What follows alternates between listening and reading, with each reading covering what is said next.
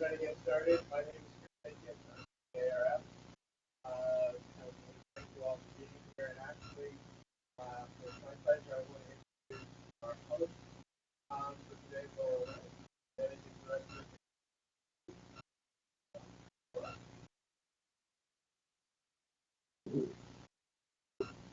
Thank you, and hello, everyone. Good afternoon, and good afternoon to everyone who's live streaming us, or maybe you're catching us a little bit later after lunch. Thanks so much for coming today, for coming up to down to the GFK offices here, and I'd like to kick off this event by confessing something to you all. I want you to notice that, oh, that's me, that the title of the event today is From Clipboards. From clipboards to handheld. So we'll talk a little bit about that, and I'm really here to introduce Gail, but I'm going to steal the show for just a second because I'm going to show you something that's going to make you laugh.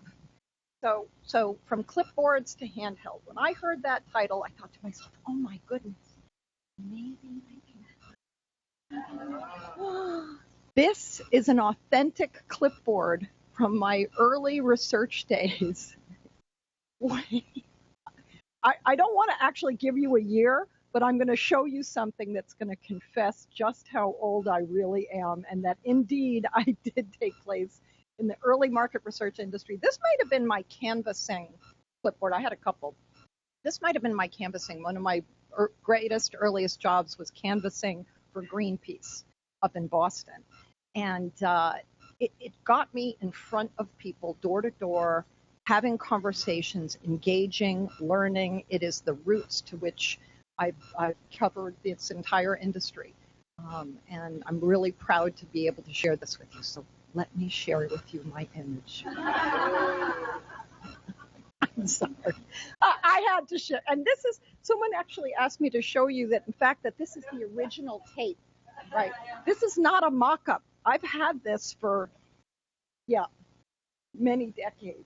So it was my little way of getting motivated when I was out knocking on people's doors, and if it was a tough day or whatever, I would just flip up and go, yeah, he can do it, I can do it. So, and we moved from those days of clipboard to today's mobile research arena. Why? Back then, clipboards was the only option we had, the only option to be able to survey people and capture all that information and have a dialogue and move things forward. Today, we have other options. We have mobile devices. We have computers that people have. You can send them surveys. There's all kinds of technologies that people use on a steady basis to allow them to conduct surveys, whether it's administered or self-administered. What I'm here to say is that all of those have their place. The clipboard has its place. There are times when you have to engage with people. There are times when technology is better off doing just that. You need to show video, for example. Technology has to be involved.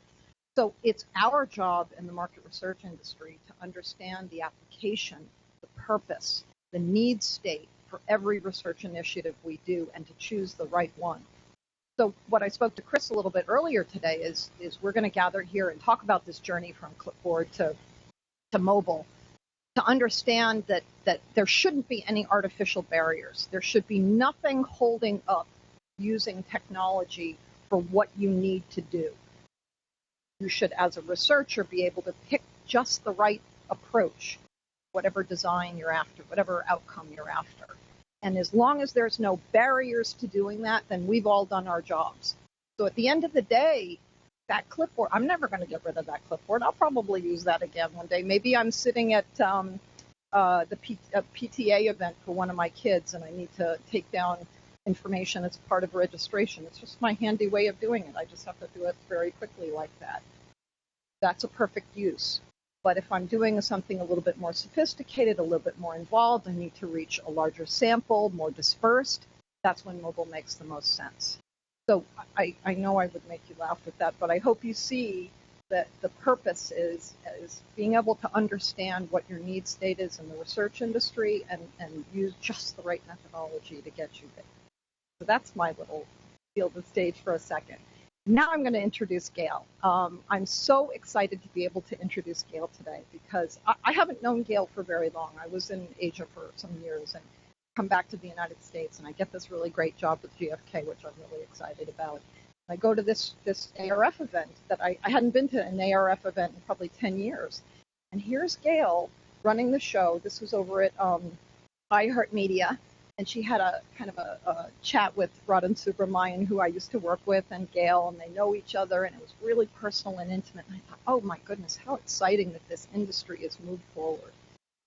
So Gail's been head of the ARF for about 3 years now, and she's brought so much freshness. I mean, I also went to the big event over here at the Conrad a month or so ago, and there's so much fresh energy and great thinking and push the envelope kind of stuff when people get up on stage now at the ARF. And I know that's because of the work that you and your teams have been driving at. I'm really excited to be able to introduce you as because of that. So there's that, and that comes after 30 plus years of working at General Mills, driving a very large research organization and a huge VC budget, investments for all kinds of digital research, et cetera. So, veteran is just a simple word, but it really means that Gail's worked this industry from many different sides and brings all of that experience to bear, plus the innovation piece, plus the classy piece, to the ARF and kind of, I don't know, ARF is better than I've ever seen it before. So I'm really pleased to be able to introduce you and to have our ARF colleagues here and many of our own colleagues that'll be presenting today. Thank you so much for your patience with the streaming folks. I'm sure there's going to be a way that you get to ask questions at some point, and I will turn it over to Gail. Thank you. Thank you so much. Thank you ever so much. So this is our lucky room at the ARF because this is a room that we gathered in on February 11th, just over a year ago, and we said we actually had the room facing a different direction. We had tabletops, and I got here and the team was like, the room's really small. We're going to be kind of squished. I was like, that's perfect. And we walked in and we said, we're going to design 3 experiments today. We're going to get some work done, right? And people are usually like, speaking of mobile, like they're kind of, I had even board members, they're kind of like phone, and everybody like put their phone down. And we designed these 3 experiments. We actually conducted these 3 experiments. They're known as the ground truth experiments. We identified $31 billion that can be unlocked, advertising spending that if you add a platform and you invest across more platforms, just at one platform, you can unlock additional advertising spending opportunities. And we use neuroscience, and we identified the power of sound and how it's something you're going to hear about today, and how we can unlock need states and really get the consumer's heart to beat faster, literally, head, heart, and feet, and not just measure the sales behavior. But most importantly, what we're here today is talk about mobile. The third ground truth experiment and work that we did was in this area of mobile research quality. And that's the topic of today. And so who doesn't have one of these, right? We've all got them. And this is kind of our cord. Speaking of cord cutting, this is like if you don't have this, like this is a big problem. I accidentally left my phone in my son's car. They dropped me off at the airport. I was charging it. And I was like, I'm looking at strangers like, can I use your phone? Like, I was like, oh, I have no idea what to do, right? It's like so terrible. I was like, how could you get that helpless that fast? So what I want to talk about, though, just for a minute, and then it's my great opportunity to introduce Chris Bacon, is I want to take you back to 1998, because as Laura said, I have been in the industry almost 40 years. This is my second chapter after my chapter from General Mills, and I retired for 9 months. But back in 1998, my company, General Mills, said we need an internet strategy. And they got the usual suspects together. They got the head of marketing together. They got the CMO then, not called that then, but they got the IT guy, they got the PR guy, they got the finance person, and they got me. And everybody decided we need to do internet market research, because they didn't want to do internet strategy on their business. They were like, let's have Gail do it. And frankly, I had no idea how to do that. But we believed in it enough that we had been doing experiments, side-by-side experiments. We had added a panel, and I know this is, we're going to kind of geek out here because I know you all are researchers just like me. At the beginning and the end of the day, I'm a researcher, and I love research. And so what we did is we snuck in internet panels into all our traditional research. General Mills has an in-house research supplier. We did 100 internet panels, and we validated on the sly. So when they said they wanted a strategy, they wanted us to do internet research, I figured out we're not going to do it internally. We got to go get a partner because we had a phone room. I mean, we weren't even doing a lot of door-to-door. We had a phone room, and that's not the internet. But what I discovered quickly, we built this relationship with Market Tools, and what I discovered, and we shifted 85% of our research to the internet in 1 year. What if one of your clients or you helped shift 85% of your research to this?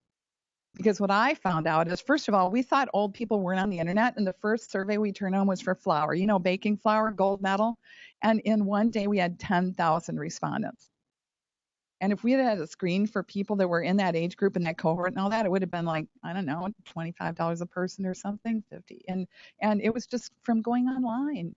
And so what I discovered was the consumer, as we were talking about a minute ago, these need states, consumers would open up and share with us their deepest, darkest secrets. And they were completing surveys in the middle of the night in the comfort of their own home. So it created a whole different way of connecting. And I believe just as passionately about the mobile, the ability to think of how much closer you are to this than your laptop, or in those days, the computer that was on the desk, because that was before PCs, right? So think about the intimacy and the opportunity we have to unlock consumer values, their wants, their needs, their desires, and all the possibilities. And then I would just like to encourage us as a research community to set aside some of the rigor that we put into validation and the fear that goes into just making a change if you intuitively know it's the right thing to do it on the mobile phone, and to encourage bosses to do that and to share successes. I believe in collaboration, to share successes and to invest in experimentation and to find a partner. And that's what today's all about. So we're going to have a lot of time for networking. All ARF events end with some form of wine. And so that's it. That's you got that to look forward to. And without further ado, I'm just absolutely delighted to introduce Chris Bacon. He is a friend. He's has been a counterpart and a co-mentor to me. He worked for me years ago at General Mills, a number of years we're not going to share, just like the age of the clipboard. And in Yoplait, I've learned so much from him. He went to MIT and got his master's degree. He went to Yale undergrad. He has worked not only at General Mills, but at Pillsbury. He worked at, most recently, E&J Gallo. He led a huge department at Colgate. You're just very, very lucky. And I'm so lucky because he's leading our leadership labs, all our mobile quality initiatives at the ARF. And he's just one smart dude. So here you go. Yeah, thank you very much. Yeah. Thank you. So, and we want to thank everybody for being here today. Give me 1 second to deal with an AV issue.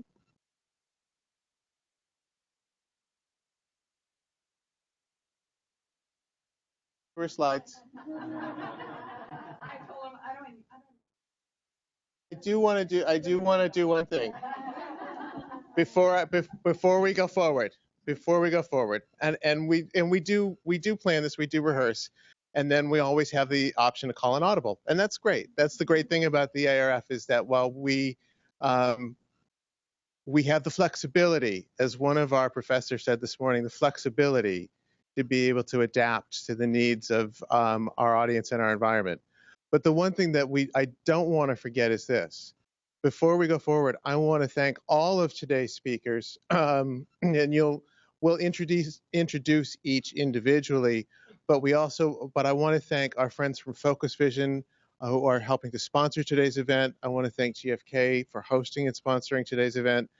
And we want to thank all of you for being here today as well. So with that, let's talk a little bit about data quality. I know that I snuck that in because I was 10 years at Gallo. I worked in wine. I worked in alcohol. It's not that I went to the winery as a huge enophile. I mean, I liked wine, but after 10 years there, it's in your blood. I'm sorry, it's in your blood and it's never going to get out. But hey, nor does quality get out. I had the benefit, and you know, when we talk about the mobile device and we talk about, so why is quality important? I mean, you know, isn't it enough that we're actually collecting data on the device? But think about it this way. If your data is bad, the decision just crumbles like a house of cards. I mean, that's why we focus on this. And this is why we've focused on this at the ARF for the past 10 years. I mean, the thing that's really fascinating to consider is this. I mean, as Laura's Clipboard noted, the pace of change in our industry is as rapid as it is in almost every other industry that we support. I mean, the fact is, it was in the 1940s when we were doing face-to-face interviews with the Clipboard. 40 years until we really started migrating to telephone surveys. It was then another 20 years before we really got to the point where Gale had taken General Mills and transferred and transformed all research into online. It's just 10 years, or if not less, that we're making the transition from online to mobile. That space of change has just compressed. And yet we remain committed to quality. So a little bit about research quality by the numbers. We launched what was then called FOQ, and I know there's at least one person in this room who knows what that acronym is, right, Randy? Right. So FOQ stands for Foundations of Quality. That was an initiative that we spearheaded on behalf of the industry, brought a number of folks together, including Procter & Gamble, General Mills, GFK, and said, look, the issue is about online research, and particularly online research samples.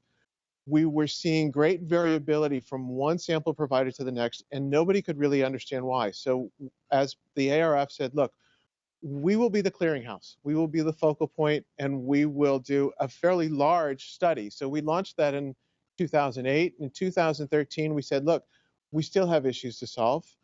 Let's do a second round of our Foundations of Quality work.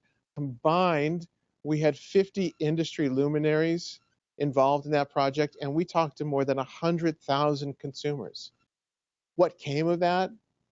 Well, I'm very proud to say that we published 9 different best practice white papers. Everything from sample definition, sample quality, survey design, survey length, really getting at the roots of what are the best practices for getting good, solid, quality data that you can rely on in online consumer research. The thing to note is this. Even in our FOQ work that was done the survey was actually executed in 2012, we saw that there were people who were naturally taking that survey on a mobile device. Now, this was a 35-minute survey, Randy? Roughly. For a mobile device, it was 25. But I asked Randy because he's my go-to on all these to remind me of what happened. The thing that's interesting is this. There were people who were naturally taking that survey on a mobile device, and there was a 50% faster drop-off rate than if they were taking it on a laptop or even on a tablet. It took them 40% more time to complete that survey than those people who were doing it on a laptop. And the thing to see is this. Since we did that survey in 2012, there's been a 700% increase in the number of survey starts on mobile devices. This issue isn't going to go away. That's why we're here today.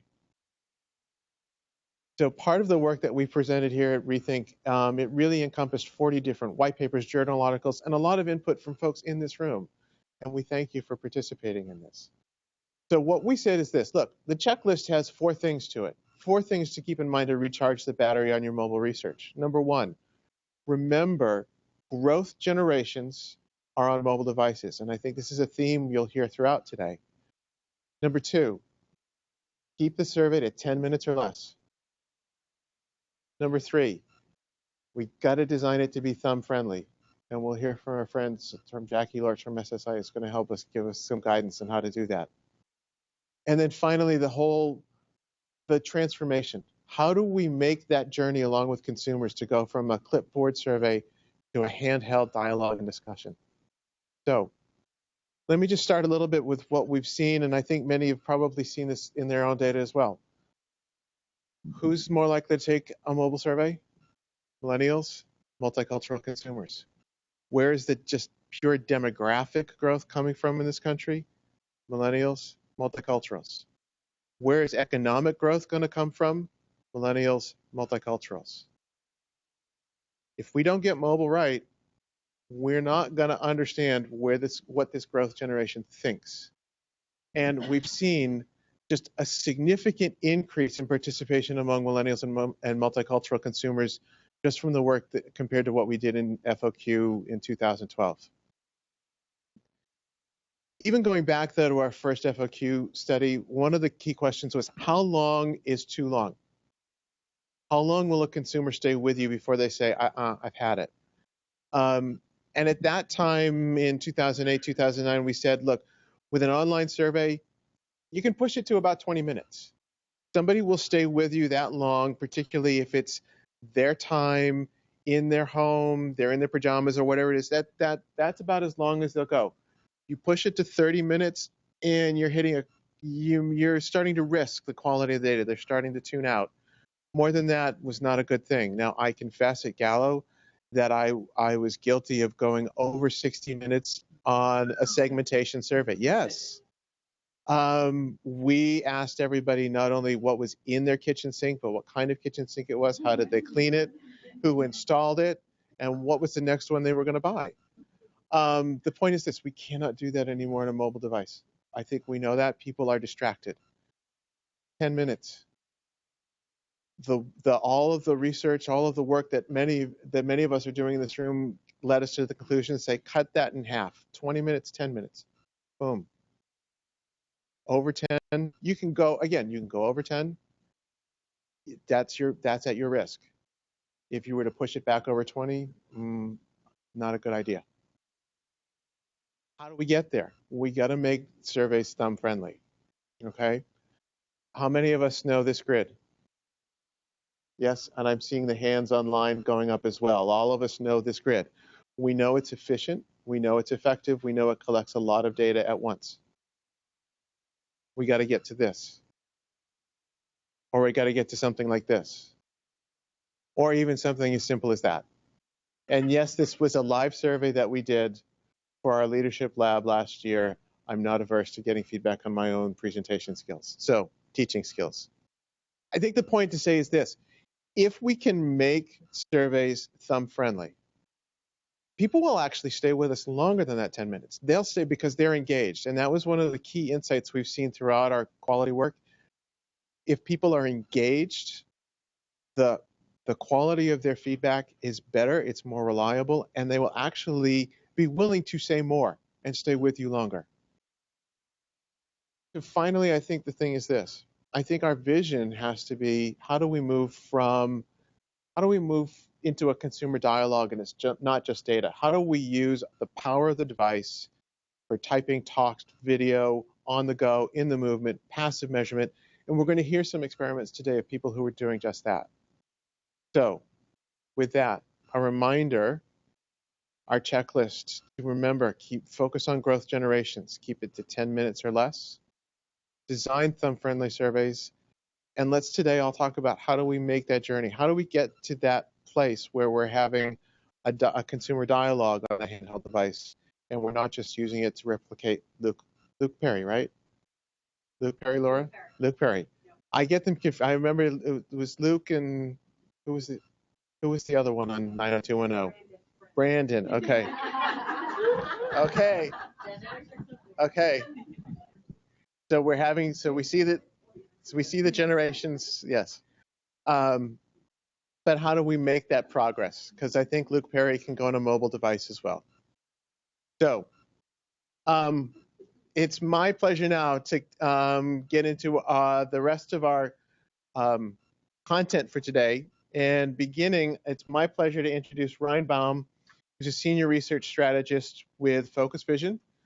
Focus Vision, the collection of companies making up Focus Vision, not just the original video streaming that many of us in the industry knew from 20, 25 years ago to watch our focus groups. But Ryan and his peer Zoe Dowling will talk about some of the new things that are going on there. But my pleasure to introduce Ryan, fairly new, was at Millward Brown previously. As he says, he telecommutes from the Upper East Side to Focus Vision's offices in Stamford. He's got a wealth of experience. He's worked across industries, across methodologies, including concept testing, advertising, segmentation, pricing, message development. As part of this newly formed research team, Ryan, Zoe, and a number of others are helping us as an industry get smarter about what Focus Vision has learned across their suite of tools. So Ryan, thank you for joining us today, and welcome to the stage. Thank you so much. I appreciate it. So yes, I'm new to Focus Vision, and they had me take a profile picture, and I jokingly told the photographer to get rid of my gray hair, and it looks like he actually did that. And I'm gonna have to have him added back, but at least made look like Luke Perry maybe. But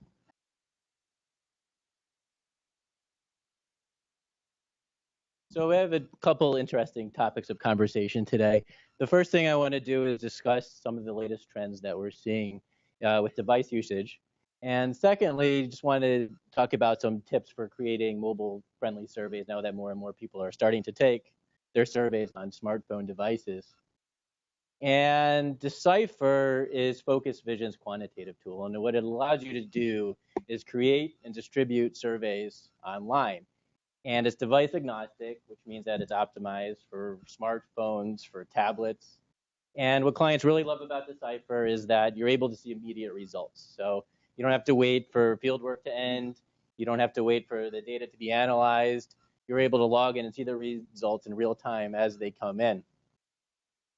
And we've captured a lot of data using Decipher. In 2015 alone, we've seen more than 134 million survey starts. And I believe these were Thomas Jefferson's last words. We can't be sure. And I'm gonna read it aloud because we decided to go with the old world font here. So we hold these truths to be self-evident that all technology is created equal, that it is endowed by its creator with certain unalienable rights, that among these include device-agnostic survey design. So what I think Thomas Jefferson was trying to say is that if you're going to create an online survey, do it with smartphone users in mind. Think mobile first. So now let's delve into some of the trends that we are seeing here today. So back in 2011, according to the Decipher data, almost all of the survey starts that we were seeing were on a desktop or a PC computer. And now things have changed throughout the years, as you'll see. In 2015, 22% of the respondents who were entering our surveys did so on a smartphone, and 7% did so on a tablet. And worldwide, internet access by device has also changed dramatically. In 2011, for those who had access to the internet, almost everybody did it on a desktop or a PC computer. And in 2015, almost half of the respondents who have internet access worldwide are accessing it via a smartphone. And one interesting stat is that research analysts are estimating that by 2021, that number is to double.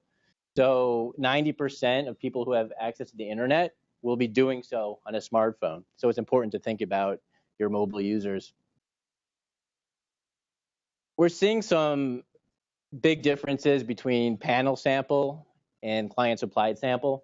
If you take a look at the 2015 numbers, 10% of panel sample participants were entering a survey via smartphone, and 27% of client supplied sample was entering a survey via mobile device. And why is this? Well, if you're usually panel sample respondents, they're regular survey takers. So they're used to receiving emails, and they get into the habit of taking their survey on a desktop computer. And while if you're part of a client supplied sample, you're not an everyday survey taker. So it's easy to get on your smartphone click on the link and take the survey that way. Now let's take a look at completion rates. So desktop completion rates have remained largely consistent over time, very stable. Your smartphone, we've seen a dramatic increase in the amount of completes. If you take a look at the 2011 numbers, less than half of the people who started a survey actually completed it. So those are terrible numbers.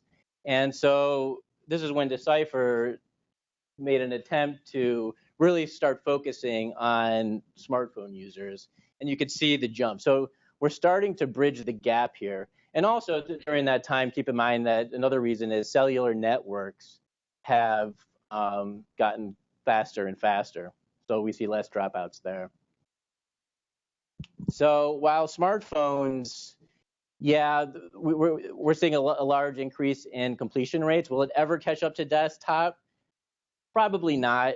Research suggests that the bigger the screen, the easier it is to pay attention. So, and also if you're on a mobile device, you're on the go, you may have more things going on around you. So the chances of a dropout are it's just more likely for respondents to drop out. But we are catching up. Now let's talk about some of, I just want to give you some tips for creating mobile-friendly surveys. So a lot of it overlaps with Chris, but the big piece of advice I want to give you is keep it as simple as possible.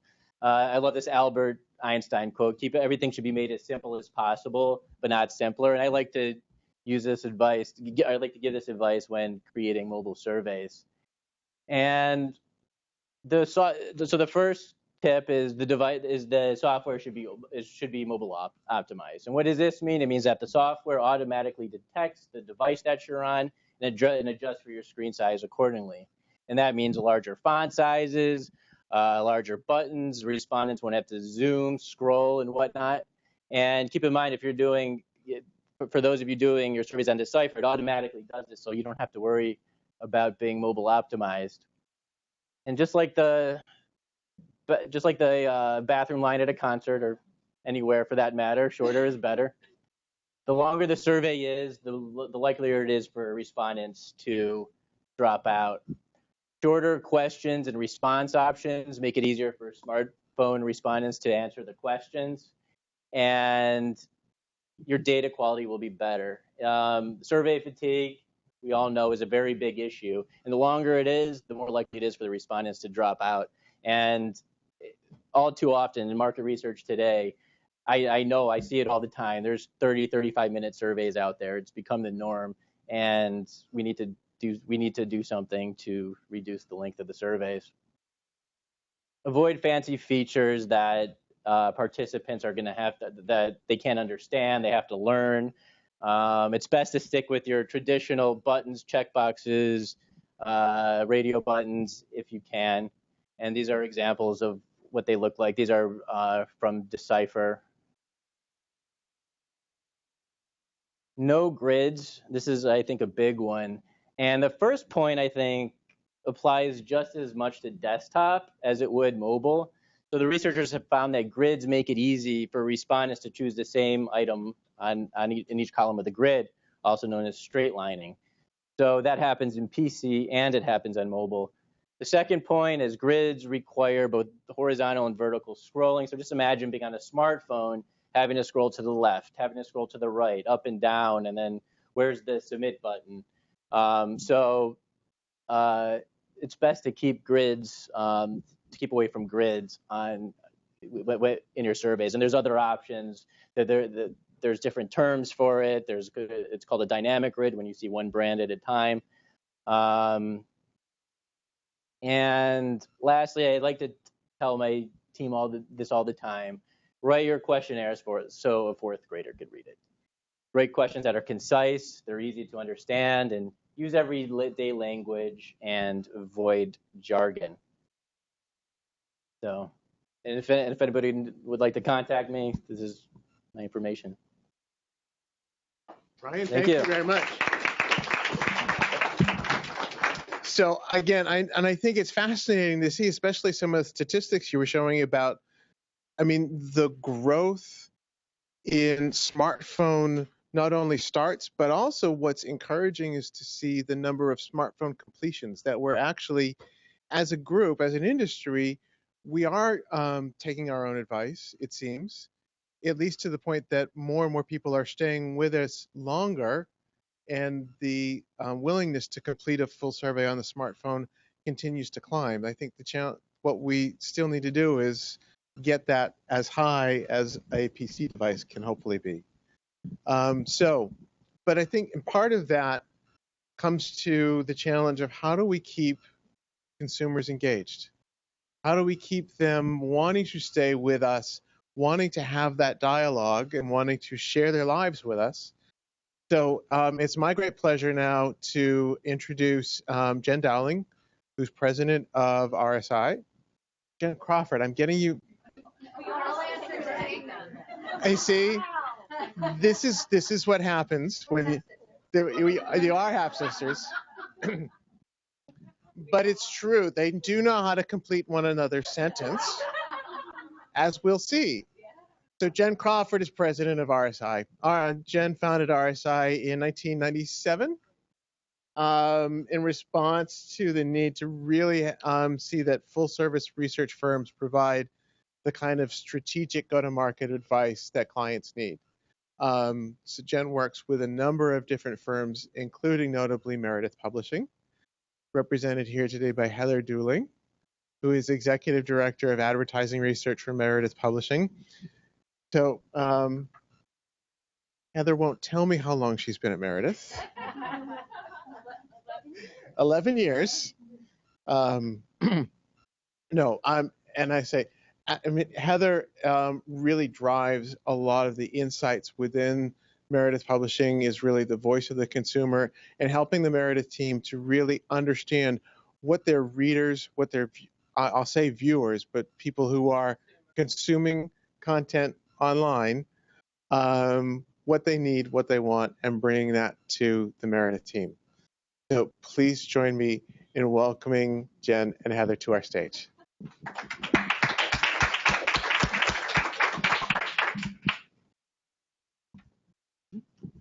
You first. Okay. I tend to project, but I actually wanted to start with two quick stories, if that's okay with you guys. I'm full of them. First one is a kickoff from Gail's about not having your phone or having your phone on you too much. My wedding day, 11 years ago. We're in the church, Roman Catholic Church. My husband-to-be and I were right up front. A phone starts ringing in the middle of the Mass. Whose phone do you think that was? Whose iPhone 4 do you think that was? It rang so much that he stopped the Mass. Priests never do that. They continue on. I knew my ringtone. I don't remember what it was at this stage. And my tiny little purse. Why do you need a purse on your wedding day? No lip gloss needs to be applied. You're getting married. I knew it was my phone. I knew it was right beside my mother, and she was staring at it. And I'm like, please shut it off. But she didn't know how to shut it off. And I thought, oh, my God, oh, my God. And the priest said, Father John, whose phone is that, please? Whose phone is that? My hand went up again. That's mine, Father. And he's like, can you turn that off, Heather? So I walked over to it. He ended up, after we were back from our honeymoon, and I sent him a beautiful thank you and apologized for my phone ringing. He's like, who was that?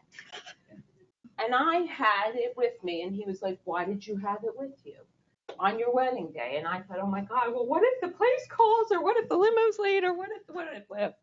Anyway, long story short, it wasn't the place calling me where my reception was in Princeton. It was the Electrolux vacuum man, and he wanted to know if I needed my vacuum cleaned. And Father John said to Joe, he's like, Joe, my husband, he's like, Joe, you got yourself a good one here. So that's my first story about how you feel you always have to have your phone with you. My second story directly correlates to what we're talking about today. And this was probably last summer sometime, maybe a year or two before that even.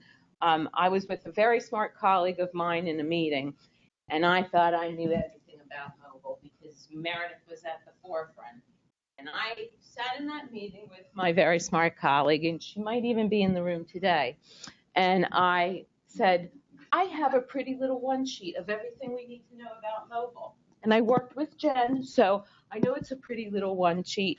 And people will read it, they'll digest it, it'll tell us everything. And my colleague said to me, well, I love some of the stuff on this, and I love seeing where our greatest mobile consumer, mobile survey respondent is responding, which panels they're responding from. You've told me a whole bunch of information, but how do we engage them? How do we continue to engage them? What do we have to put in front of them that will continue to engage them? Where are they, Heather? How can we get more of them? And are they answering different than the desktop person is answering a survey? And I think I smiled at her at that point in time, although I was probably baring all my teeth, like, thanks. And I walked back to my desk and I called my lifeline. And my lifeline is my pseudo sister, Jen Crawford. And I said, you know, we are on a treasure trove of data here. We do a ton of research. We do a ton of survey work. We have a ton of insights. Let's get sexy and make something out of this. So that leads me to the clipboard.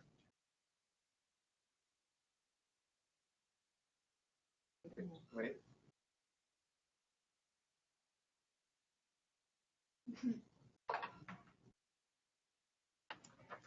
Meredith Knows Women panel. Oh, bear with me, guys. So sorry. I'm sure many of you are very intimately familiar with the power of having a consumer panel. We're insanely proud of ours. It's one of our greatest consumer assets of keeping the conversation going every day with our consumers. We could probably talk, Jen and I could probably talk for hours with you about how we use the panel, how we leverage the panel, both on an internal basis and an external basis with our advertising and marketing partners. But why we're here today is to not so much talk to you about how the actual studies we do on the panel, but how we've evolved the panel and how we've evolved the conversation with our panel.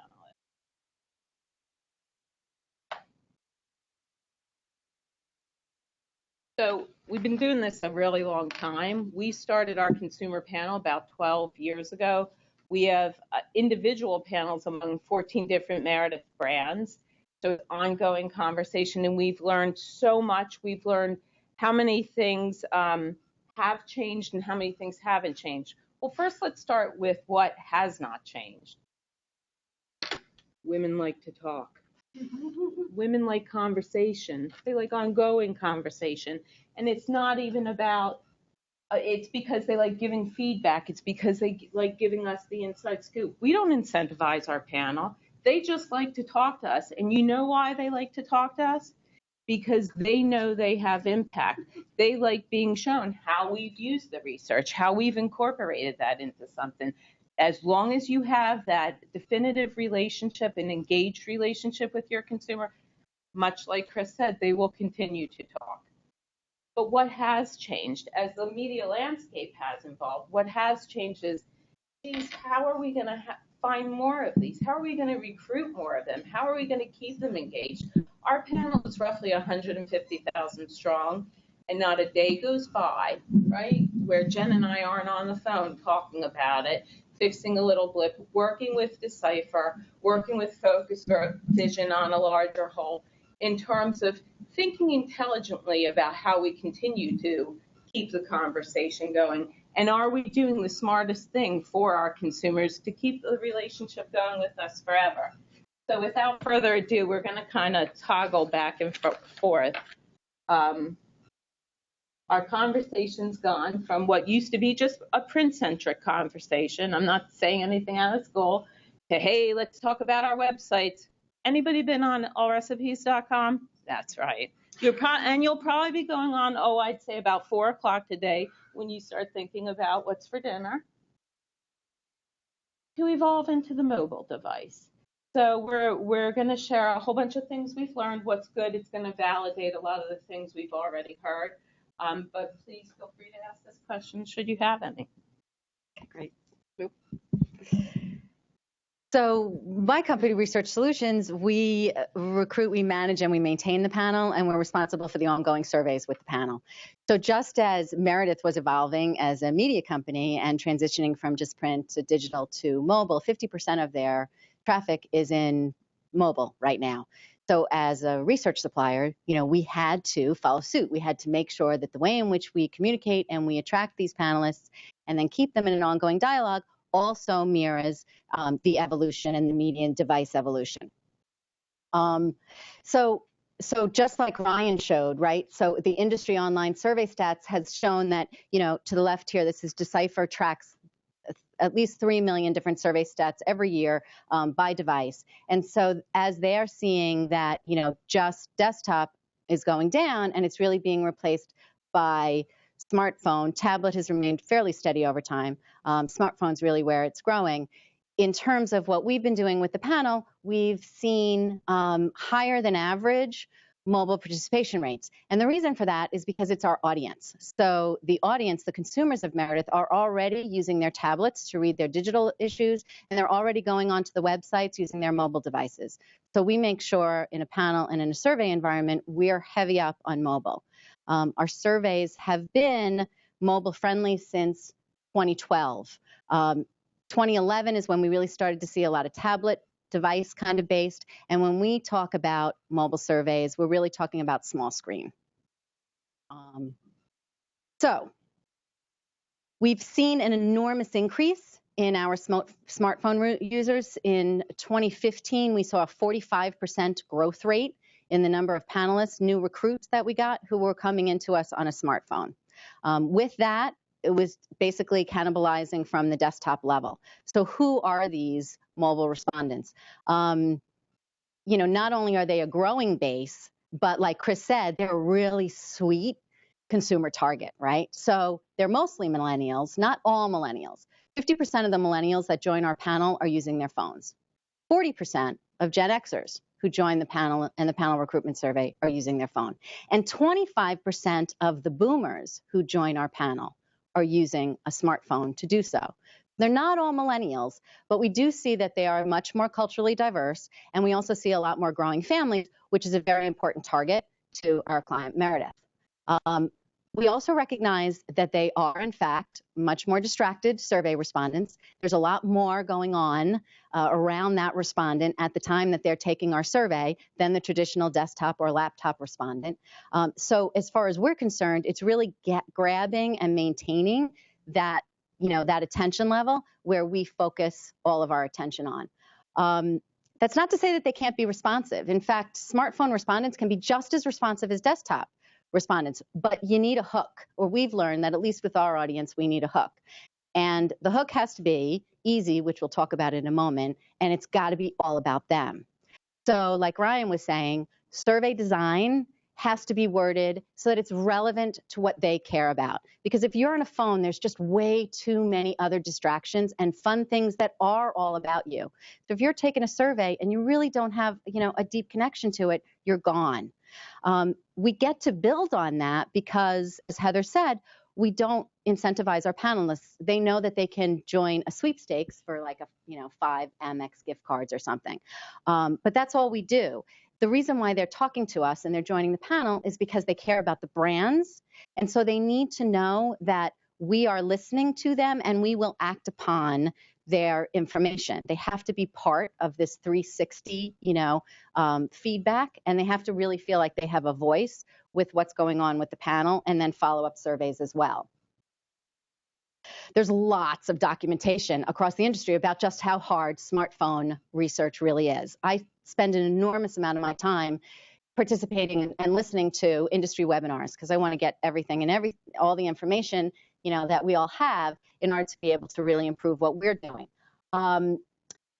Obviously, almost everybody sees higher dropout rates, longer survey times. There was an article in Quarks last month by Durham Marketing Research, which is an Australian firm, and they analyzed 14,000 surveys. And they saw all the traditional lower start rates, higher dropout rates, longer survey times that a lot of us have been seeing in terms of what general smartphone research looks like.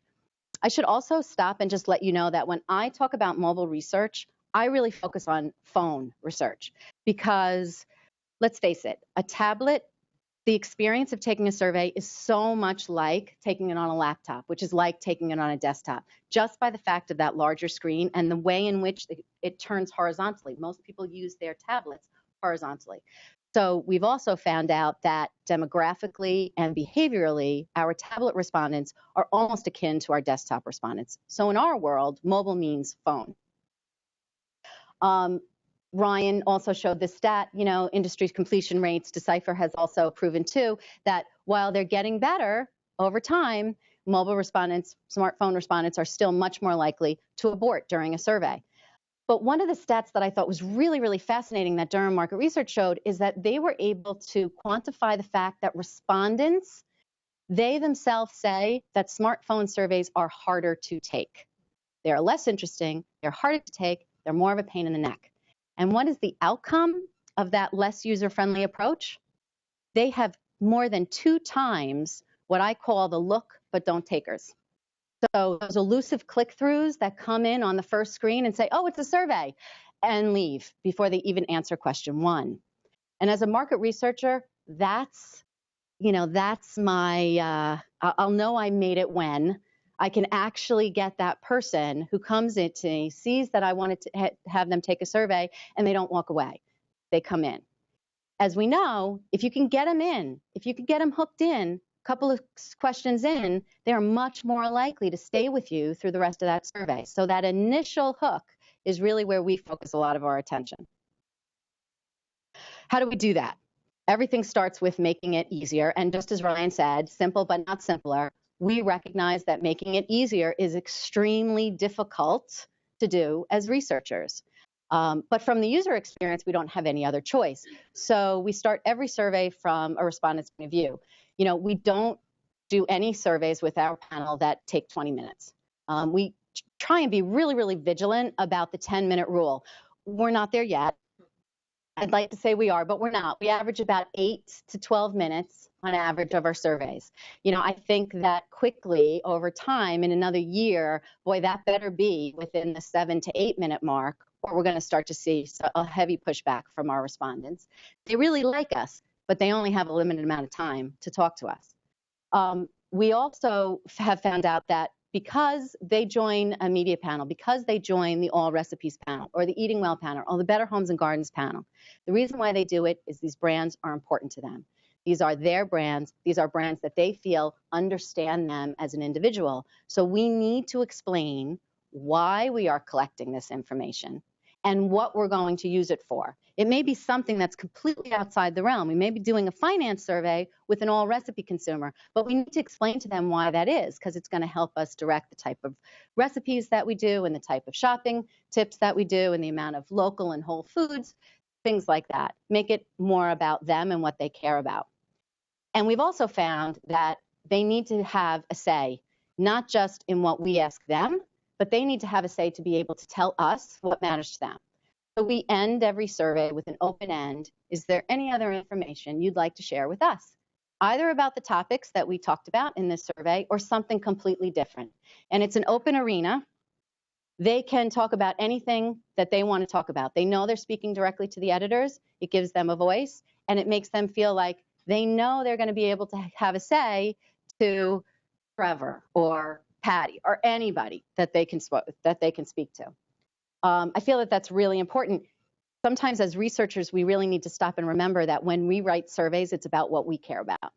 It's not about what the respondent cares about. So those open-ended questions, I feel, really do have a place still in mobile and phone research. A little bit about what's out, what's in, what works and what doesn't for us. Just like everybody said, right? Grids are the black sheep. I mean, let's face it, they're really not that easy to do even on a desktop, but they can't be done on a smartphone. So we use interactive card sorts, you know, where the statement comes across and you get to choose a little bucket. There are also pitfalls and sacrifices even with that method. We found that single response card sorts work great. Multiple response card sorts, horrific. Nobody checks multiple response card sorts. They don't work for us. We've also found that one of the hardest things when you translate a grid into an individual card sort is it's that repetitive nature, right? So, you had a 6-row grid, but now you're seeing the same question flash across the screen 6 times. Very, very boring to do. So instead what we do is we call it, in some cases, chunking. We'll take our respondent base and we'll randomly divide them into different versions, and everybody sees maybe half of the rating scales. Or sprinkling, right, where we break up a grid and we put it in between questions 1 and 3 and 7. Or when we're really lucky, very, very tighter design. And so do we really need those 6 rows of the grid, or can we get away with 4? I also have been doing this for a very long time. I'm glad there are a lot of sisters here that are equal to that. You know, there's very few surveys that we get asked to do that there's no information out there. So smartphones don't allow you to throw in the kitchen sink. They don't allow you to say, check which, check all that apply, and you're going to have 20 or 15 different choices. Respondents don't select all that apply. Especially on a phone, it's too easy to scroll and wait until something catches your eye. That's how you use your phone. When you're looking at your Facebook feed, you're not reading every single option and considering it. You're scrolling to see what happens, to see maybe what catches your eye. And that's the way respondents answer on a phone. They'll answer the 1 or 2 that best applies to them, but they won't select all that apply. And so the more choices that we embed in our questions, it becomes harder for us to find the right answer because we're just watering down our own results. So taking a very, very, very tight approach to design. I also recognize that sometimes you got to probe. Sometimes what's the one most important reason you did something? Or tell me qualitatively, open-end, tell me more about this. Probing has a place, and it has to have a place in a smartphone survey too. But we found you get 1 chance. You don't get a chance to do repetitive probes. You get 1 chance on a probe. Also, we don't force open ends. But we can get 98% participation in an open-end question on a smartphone by simply just moving it up to the front of the question when the respondent is fresh and they've got a lot to say, and they'll be able to give very, very in-depth and interesting, useful information, just like our desktop respondents can. And if you haven't tested and taken your surveys on a phone, start to do so. It's a really great eye-opening experience. I have clients, not in Meredith, but I have clients that'll go through and they see that card sort and they're like, it was so long. I mean, it was like I answered the same question 12 times. You did. Well, yeah, you did, because that's what you're asking the respondents to do. So it's a very, very good approach to it. We don't launch a survey until we've taken it on a phone, and if it doesn't work for us, and if it's mind-numbingly boring to do so, you got to go back to the drawing board and rewrite it, reprogram it. Decipher has a lot of different platforms and questionnaire designs. We take the approach that we use the same, hopefully good-looking design, because we do believe that it has to look good too on the device. We use the same good-looking design no matter what device you're on. We don't target our panelists by device. I don't have a set group of my panel that I know is on a smartphone. Our panelists know that they can log on to our surveys and they can have the same experience if they're on a phone or their tablet or their desktop or their laptop. And that's really important for us for 2 reasons. One is we want to remove design bias. I don't even want to consider that somebody may have answered a question differently because it looks a little bit different from us. We've got a lot of different brands, so we have a lot of different constituencies to begin with. So we try and keep things as similar as possible, certainly on the device level. But then the second reason is really, one day my panelist may take my survey on her smartphone, and later that evening she may take another survey on her tablet. And as a panel, right, as panel providers, their engagement, their understanding that this is the panel, this is part of something that they are part of. So just that visual recognition is really important. We're not there yet. We're not to the level of a desktop completion rate, but we want to be there, and we've certainly improved over the years. And we do believe that basically, validates the fact that mobile survey design does work for everyone. If you can write a survey and make it work on a phone, it's going to be great for any device taker. And then, like Chris said, it's not going away. So in a recent survey, we asked our respondents a panel engagement question. We just wanted to check in with them and say, hey, you know, how are we doing? How do you like being a panelist? You know, what's good, what's bad about it? And we took the opportunity to ask whether or not they'd be interested in taking surveys on their phones. And 50% of all of our panelists, all 150,000, they said, yeah, they are interested in taking surveys on the phone. And 83% of the people who happened to be taking that survey said that they would be willing to do another one. We saw most interest in the shop along type of surveys. We also saw, you know, a pretty decent level of forums and photo uploads. So we do believe that there's a lot that can be done to take advantage of just the benefits of the platform. And then we recognize that, you know, moving forward, grabbing and holding their attention is probably our biggest hurdle. So we've made a lot of changes in the way that we field. Evening and weekend hours work for us. It's when you're on your phone. It's when our respondents have some free time. We don't only launch during those times, but we do take advantage of those times. We also launch our, you know, invites a lot over a longer period of time because we know that if somebody sends me an invitation to do a survey right now, I can't do it. But in another 3 hours when I'm on the train, sure, I'll do it and see what's going on. And then how frequently should we target them? You know, after 12 years, we thought we were really smart about how often we can speak to our panelists, and we knew exactly, right, what was the right mix. And in that panel engagement survey, we found out that the mobile respondents were more likely than anybody to tell us that we weren't speaking to them enough. That was shocking to me because I'm always worried about annoying them too much. Now, maybe it's because there's a lot going on when they're on the phone and they're just missing our invitations and they're not seeing that we're, you know, contacting them when we are. But on the other hand, maybe it's that when you're on a phone and you have that continuous point of communication, you're used to updates, you're used to getting, you know, pings, you're used to getting the latest news. So maybe it is that smartphone respondents just expect a more continuous level of communication, which is great for us because it's going to give us an opportunity to engage them more moving forward. And with that, we understand that whatever we just talked about and whatever we just learned can change as soon as we walk out that door. And it probably will. So thank you for the opportunity because it's test, test, learn. Jen, Heather, thank you so much. It's wonderful, and I think it's great.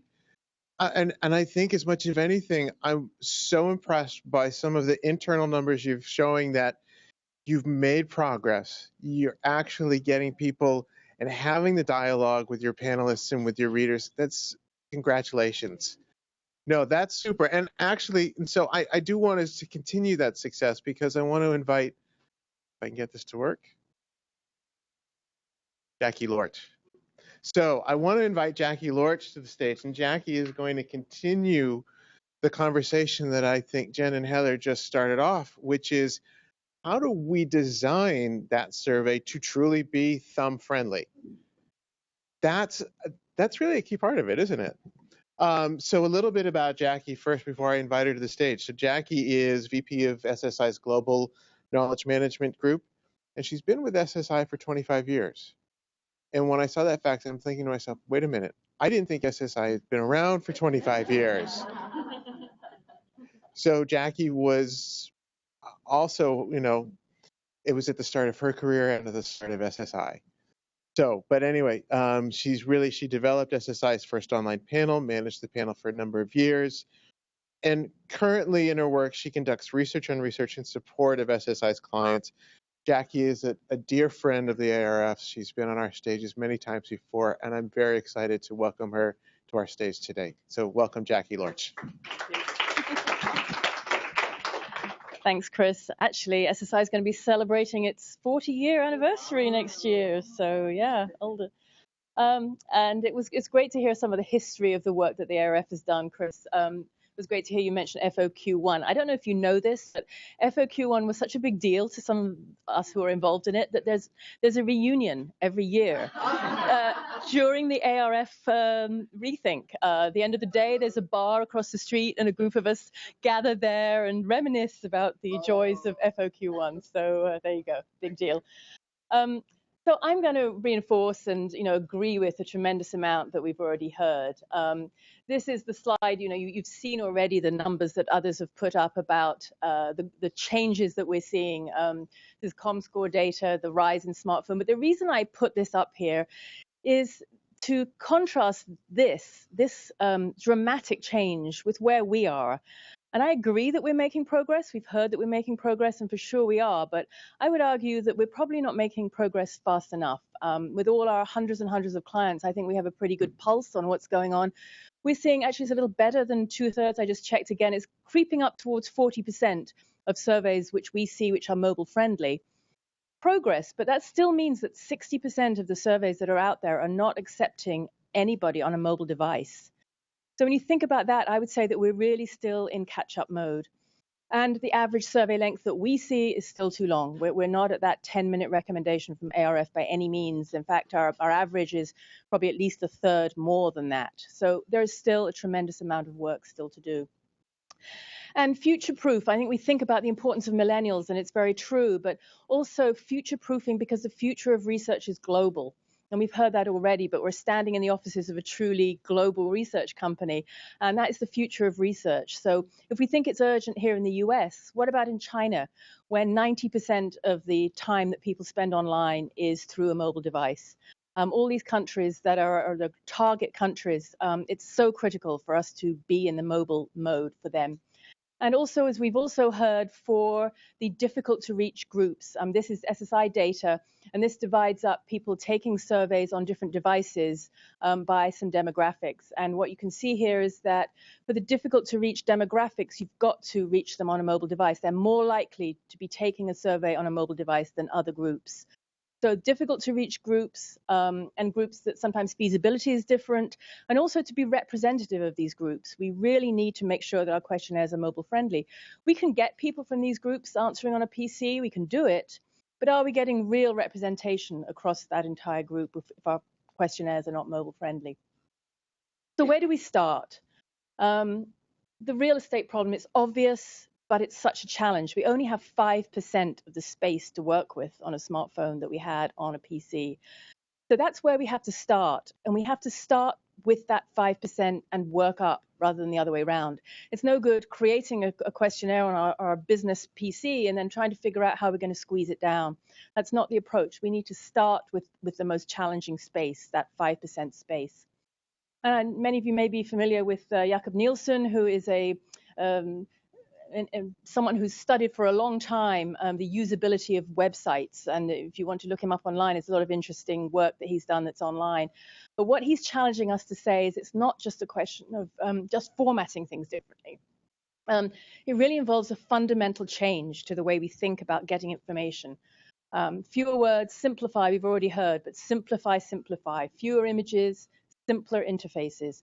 So we really need to rethink, to use a ARF key word, rethink the way we're designing our questionnaires. I perhaps have a slightly different view from some others you've heard from the research we've done. We don't feel that we have a great deal of trouble with open-end questions, yes-no questions, single or multiple choice questions in terms of the data we're getting, whether it's on a PC or on a smartphone. So we don't feel that we fundamentally have to change those questions. Obviously, using fewer words, making it look good on that small screen is important, but we reckon we can handle those pretty well going from a PC to a mobile environment. However, we did see some differences when we tested. What you're seeing here is the blue line is mobile and the red line is PC. Some of the differences are obvious. Recently bought a smartphone, somebody answering on a mobile device, more likely you could understand that could be the case. We were puzzled by the answers. More people answering on a PC said that they'd researched a product online frequently. That puzzled us until we looked back at the wording we'd used in the question. And the question was something like, do you go online to research products? Now, if you think about a smartphone environment, I don't think you think about going online as you might if you're on a PC. So I think this was a reminder to us to remember the environment, the smartphone environment, and how we phrase questions. You're in a different environment when you're on a smartphone than when you're working at a PC, and maybe think about being on an Excel spreadsheet and then switching to online. Length of interview, what we're seeing here is, as we've heard, it takes longer to complete a survey on a mobile device. And that's true if it's an unfriendly design. It's also true even if you make it friendly. What you're seeing here is a mobile unfriendly design, a mobile friendly design, and a mobile optimized design. If it's unfriendly, it's going to take at least 50% longer to struggle through, and your data is probably not going to be that reliable. If you've made it mobile friendly, it's still going to take 20–30% longer to complete the survey. You can understand why. You can think about the difficulty of typing, even in a well-designed smartphone survey. So again, as everyone has said, how do we make these questionnaires shorter? As we've heard, figuring out, could I have got this information from elsewhere? Do I really have to ask a question to get this information? Really being rigorous and strict with ourselves. Can we get the data another way by passive measurement? Obviously, mobile opens up to us so much opportunity for passive measurement, so we don't have to ask people. We know where they've been. We know what they've done. We can passively get a lot of this information. And then, of course, just as researchers, we often hear researchers never met a data point they didn't love. Are we doing anything with it seriously? Would it make any difference to our lives if the data went up or went down? So just this rigor, I think, is really important. Does it change? If it hasn't changed in years, do we need to ask it over and over again? And then, as we heard, breaking up or chunking up surveys. This is something that we've had a lot of success with. More and more clients are interested in it. And we found that it works very well. We've recently done a webinar explaining how different ways to do it and results, and I'm happy to talk more about that. But the other interesting thing here we found with chunking surveys is if you give people a choice, if you give them control over their own destiny, you ask them to take 8 minutes worth of questions, and then you say, would you be willing to take another 8 minutes worth, or are you done? And we found that the majority of people, in fact, if you offer them the opportunity, will continue to complete a longer questionnaire, even on a mobile device. So that's an interesting finding. And I think that if they have their own free will and they've agreed to take a longer survey, you're likely to have better data. What I sometimes worry about, more than people dropping out, and we have a fairly low dropout rate. People will really make an effort to finish a survey. I worry about the people often who don't drop out, but they're fatigued, they're tired, they're bored, and they just soldier on to the end of the questionnaire. I think that can be more of a problem. So giving people power over their own destiny to how much time they want to spend, I think can be very effective. Okay, grids. I don't want to belabor this, otherwise it'll become as tedious as a grid actually is. So I'm very much in concert with what we have heard already from the speakers. We do have the choice of just doing nothing and porting over the grid, which incidentally has its roots in the clipboard. I mean, we really didn't bother to do anything when we went from telephone research or in person to telephone to online. We're just using a telephone or an in-person grid. Now is the time when we really do have to address this, having not addressed it when we should have done when we went online. I have a short little video here just to show you somebody struggling with a grid on a smartphone. Yeah, exactly, because you can't see the whole question. And, sometimes you may not even realize that there is something further because it seems to be like a pretty, question already. And then sometimes there are additional information, and I guess it can really influence your answers. Yeah. And sometimes I realize that, for example, the last answers, let's say, don't know, but I don't get that far. And then I realize that that would be the best answer for me, because otherwise I need to somehow, just choose the answer which is closest, but it's not the best. Yeah.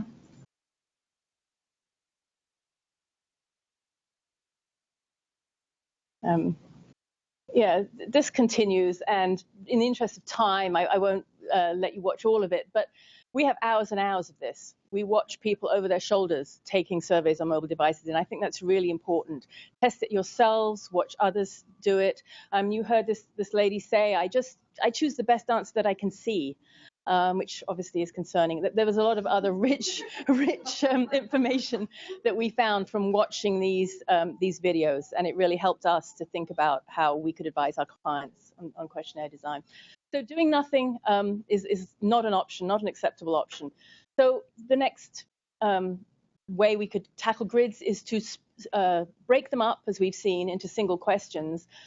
This really looks elegant compared to those grids with those little radio buttons.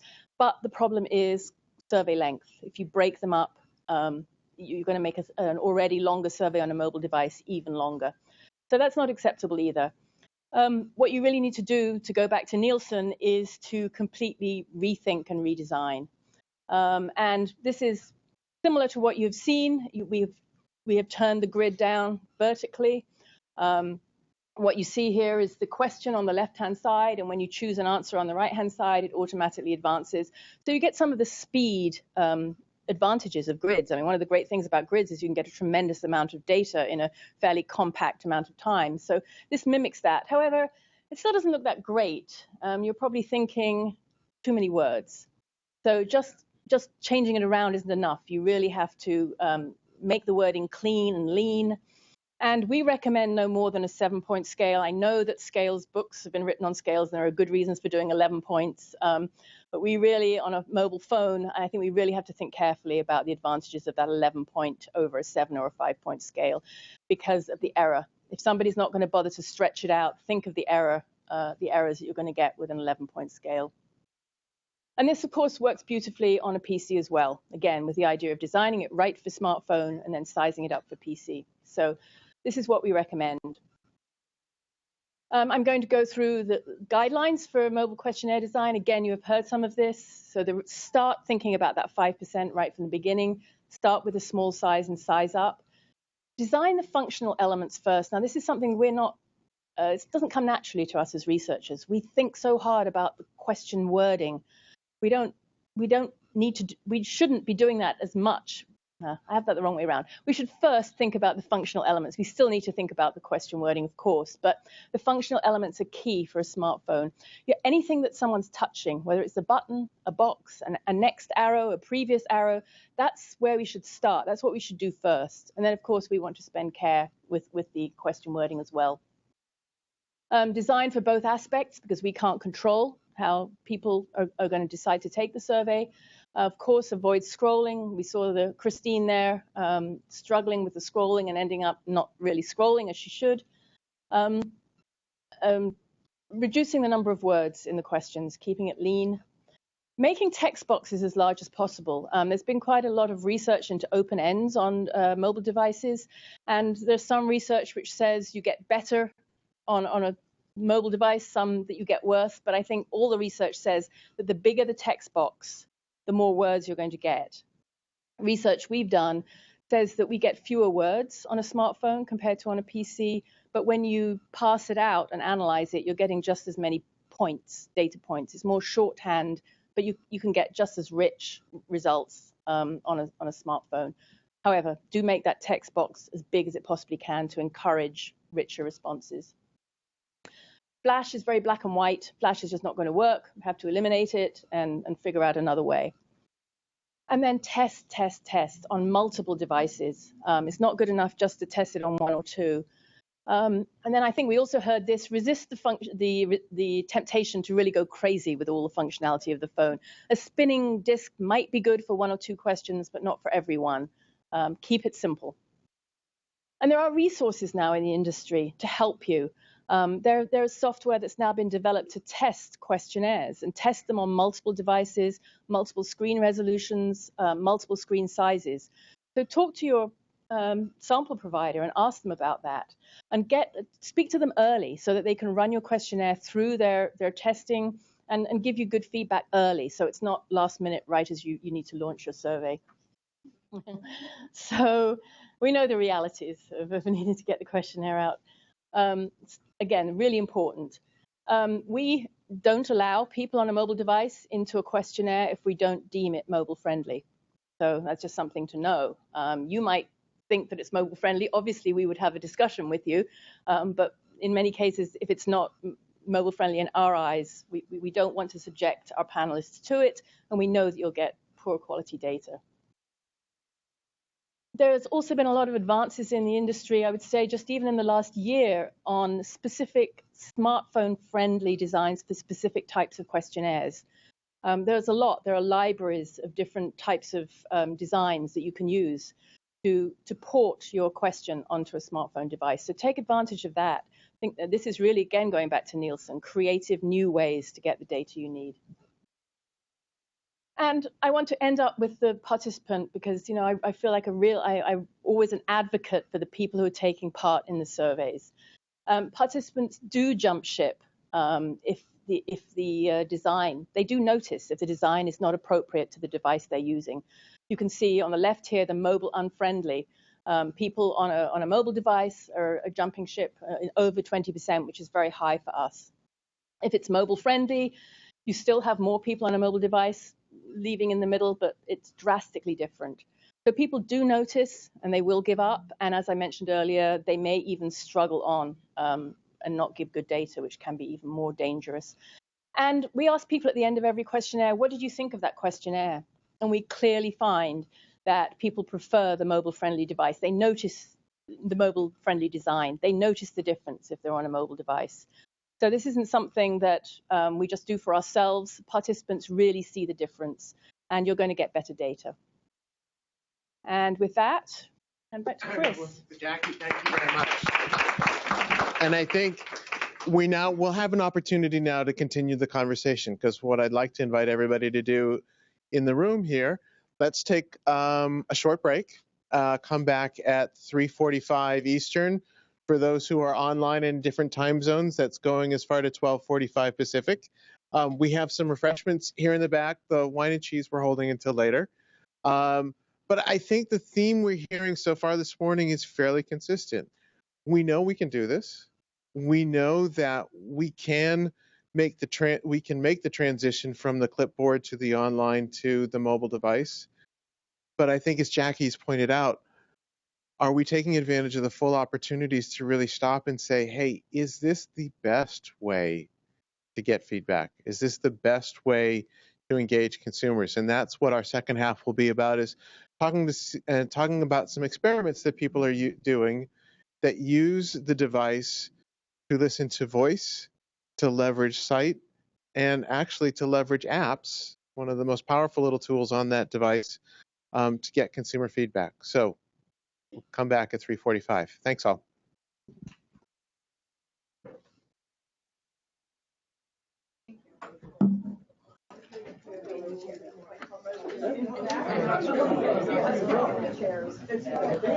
I know. Here's a little tip. Restrooms. Yeah, so nice to see you. I know. That looks like okay. Yeah. I can do it. Great job. Oh, thank you. I remember.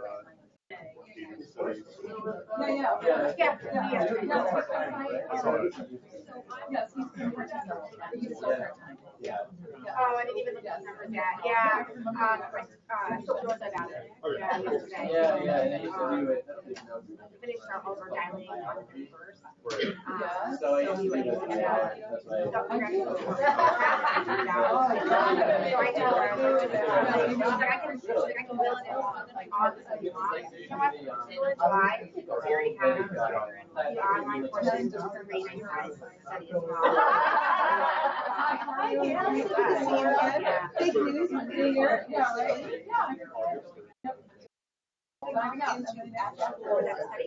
No, that's just right. Yeah, it's just that's we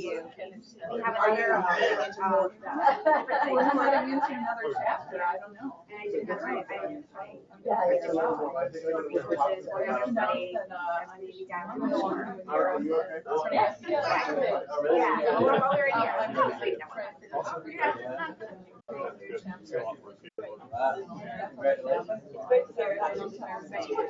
we're in here. Yeah, I'm Christine. How are you? How's it going? I just took a picture of Darcy. Oh, you did? I'm good, Jackie. Oh, nice. I know she was. Yeah.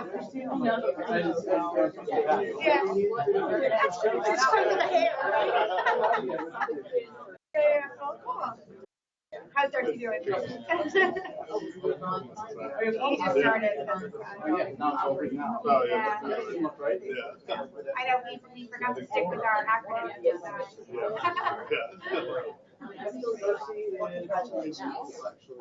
That's with our parents, like everything. Yeah. Yeah, he's been there years ago now. Yeah, it changed. I know it's swapping. So that'd be good. When you guys heard of the team when you were together? Yeah.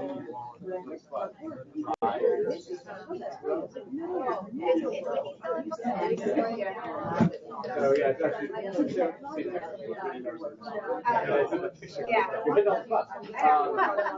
Would you mind if I took a voice recording of Suzanne when she was speaking?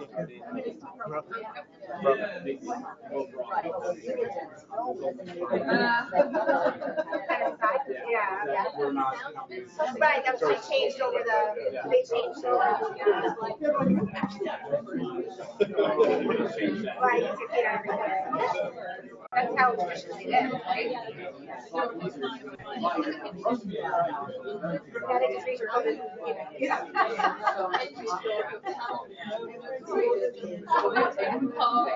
yeah, that's the year. Well, we do. I manage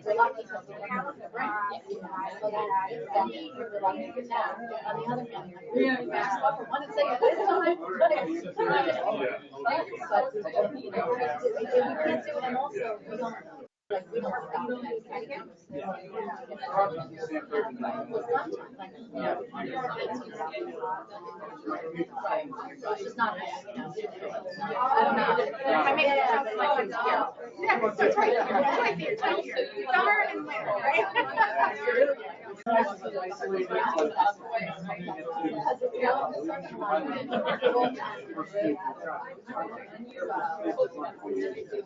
Yeah, you go the other way.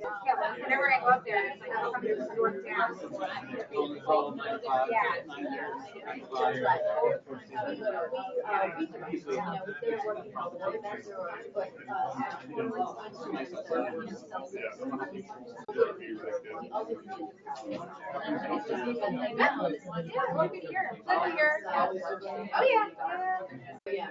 yeah. Me too. He's not wonder with that. Yeah. He does? What did he say? He's a recruiter now. So he's trying to get you to Oh, really? And also, I have to say, yeah. So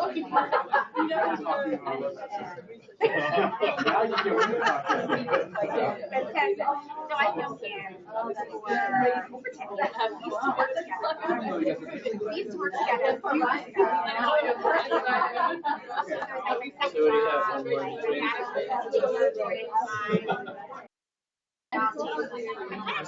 liked him at the time, but he was a nice guy, you know, he's just, and then we just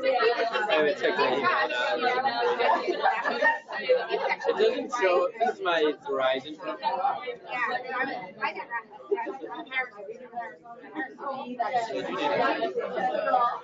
service and like national operations.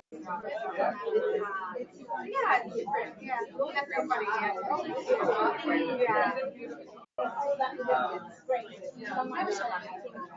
Yeah.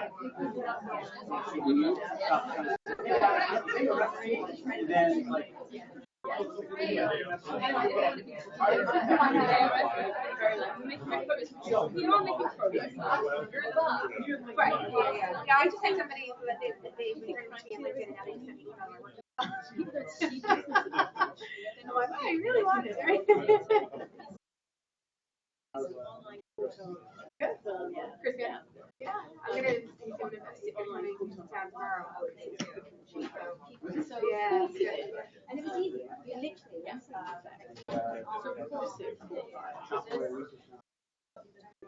yeah. Did you get the right price? Overall. I heard that industry thing is that they consider release now.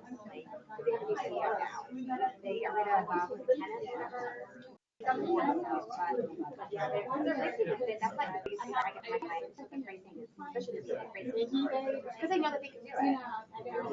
Yes. He thinks that version of our being I tried. It's like now, it makes it a little bit. And then we'll do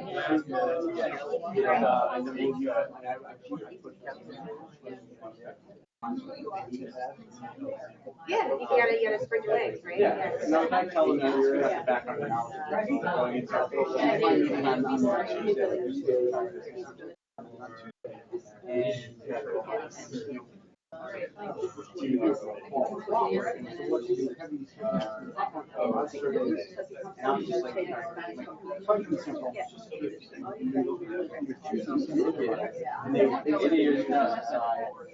But also, maybe more than around. Honestly, some years old. Yeah, you don't even hear Works. I said, I see some milk you so much. it's time to heal. And I said, we all know today.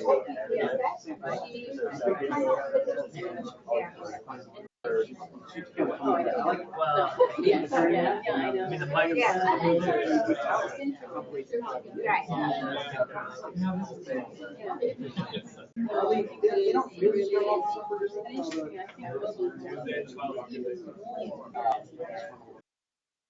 Kind of a high. Like the government or you, I don't know. Energy, I don't know. Depends on how. Like so many clients, they just want to. They go to listen or whatever. Are you focusing on your aspect for stuff now? Like the actions for Reading and the down there? Or is it a combination? Yes. Yes. But I mean, we're so I like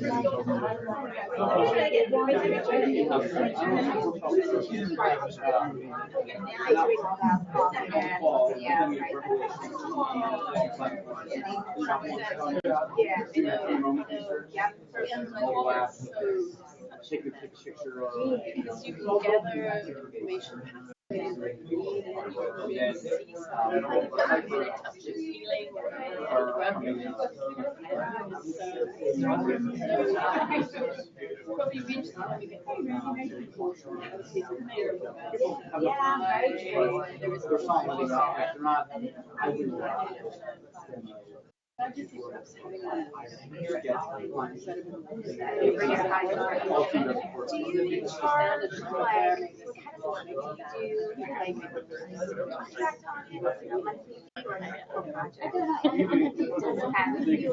Silver gold, like DIY project or you can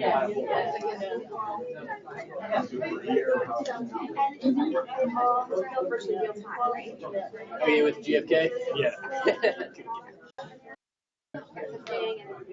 What's your name? Sorry. Matt. Matt, pleasure to meet you. What's your real? I do video for marketing. Oh, you do video. I don't have a. Gotcha. You know the password, right? Yeah. Right? Well, it's a new job for me. I only been here 3 weeks, but I think we've been here. That makes sense. Johnson. Yeah, I did that. Yeah, that was Google says decides they want to go. They took over space. Yeah, they basically bought out. Yeah, they can do that. So their call. They can do what they want. They say goes. Yeah. So, is there anything else you need? No, I'm just gonna hit record on this. I'll be taking the video back.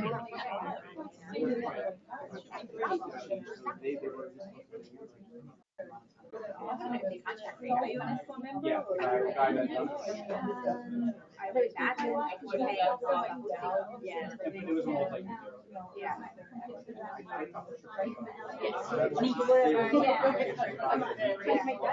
You're gonna take it back off. Watching the room.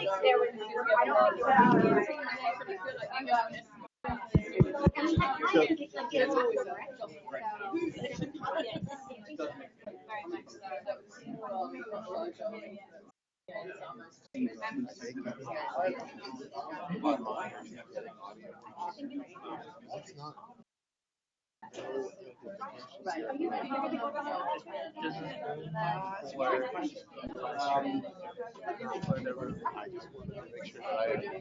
funny because I was talking to our I thought maybe I was listening.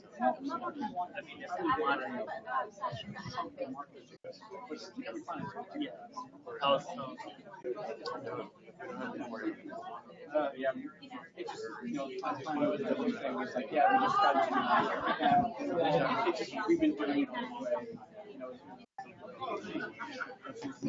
We're good? I'm good. We're good. I know, the room's a little warm. It's a little warm and a little dry. Yes, it is. Yes, it is.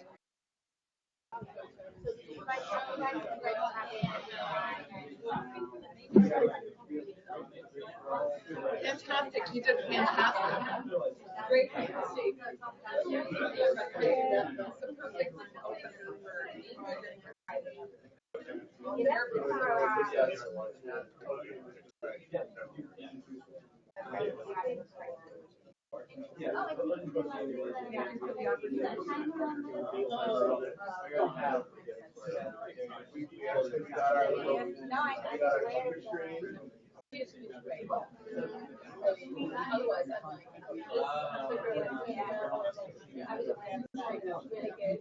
Good. I'm glad. No, I'm glad you find it helpful.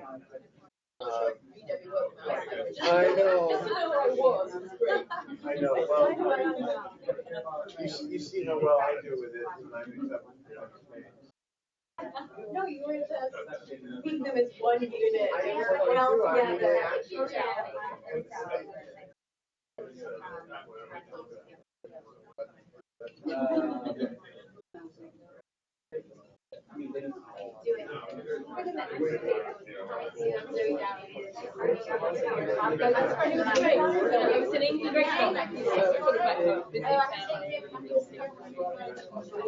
I was busy, but it was fun. So I worked my way up from London. We didn't go very deep, worked our way up. I got back down here in 10 days. So we had some time in the lake district.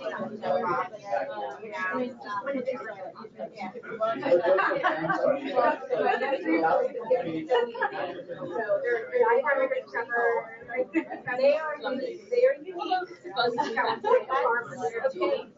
And I think I really think they're really well.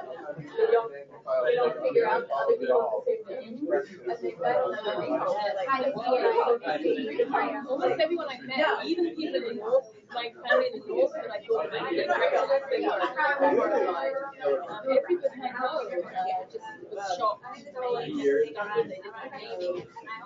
I did one of my cousins said, oh, you're not even now. I just came back. Maybe it wasn't so bad. So there is a sense of sort of reservation stuff, and I think that my Scottish friends really express it because they feel like Scotland will be so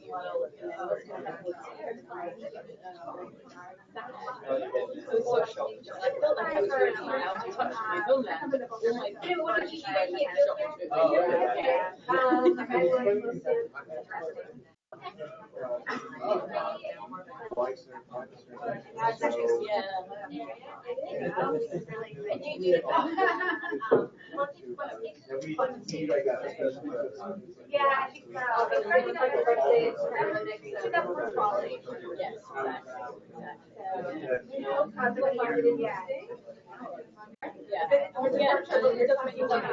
for our election,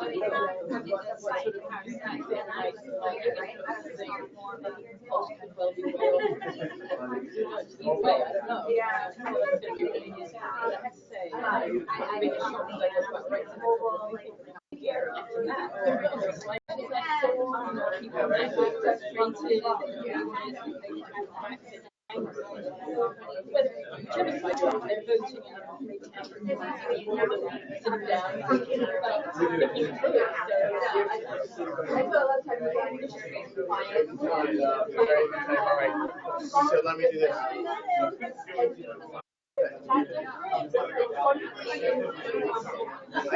I know. So you ready? So we can invite everybody back.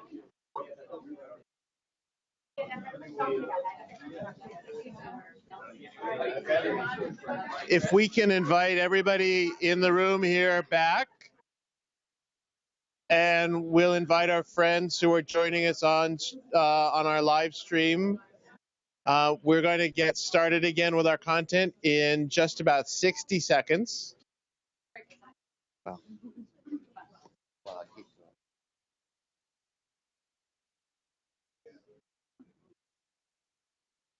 so,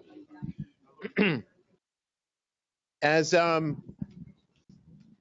we said before the break, I think that the presenters in the first half of our program have been really consistent. I mean, we've talked about the need to simplify, not make it simpler, but simplify it, make it more consumer friendly, make it thumb friendly. We know that more and more people are using mobile devices to take what's a traditional clipboard type survey. But are there opportunities to use the device in new and different ways, and still came up with the same or similar kind of robust guidance, feedback, direction that our businesses need or our clients need to drive growth? So what we want to do now is we want to highlight 3 experiments that folks are doing. How people are using mobile devices to really capture the power of sound, the power of sight and video, and really the power of the device itself and the role of apps. So many phones, and I'm sure we look on our own phones, they're full of apps, some of which we use and many we don't. How do we leverage that as a way to passively or even natively get feedback? But first, let's start with the power of sound. And it's my pleasure to introduce Suzanne Davis, who is with our host, GFK. She's VP of Marketing Opportunities and Innovation, with a strong focus on new product innovation and marketing performance. And Sue brings 15 years experience of market research experience. She's also a proud graduate of Johns Hopkins, although haven't noticed a Maryland accent, though. I've Moved around too much. But we're glad that you moved and are here with us today. So everybody, please welcome to the stage Sue Davis. Sorry.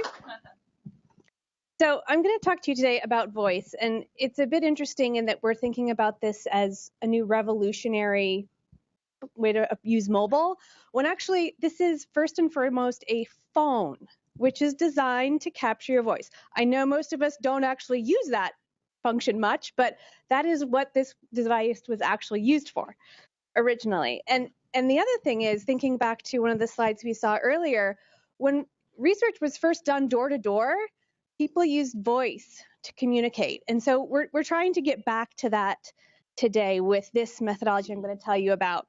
But first, I'm going to take a few slides to kind of walk you through why we decided to go in this direction. So in today's world, we have seen that there's a lot of experiences that consumers are bombarded with every day. So whether that's for new products, new service methodologies, there's just a lot of information out there. And what we're seeing is that our clients are really struggling to meet those consumer needs and aspirations at the same time as fulfilling their bottom line. So what we did is we said, let's imagine a world where we are able to really improve our consumers' lives and at the same time enhance our brand relationships. But how are we going to get there? So in their widely recognized book, Built to Love, Boatwright and Kagan really emphasized how much emotion plays a role in success for new products and new innovation.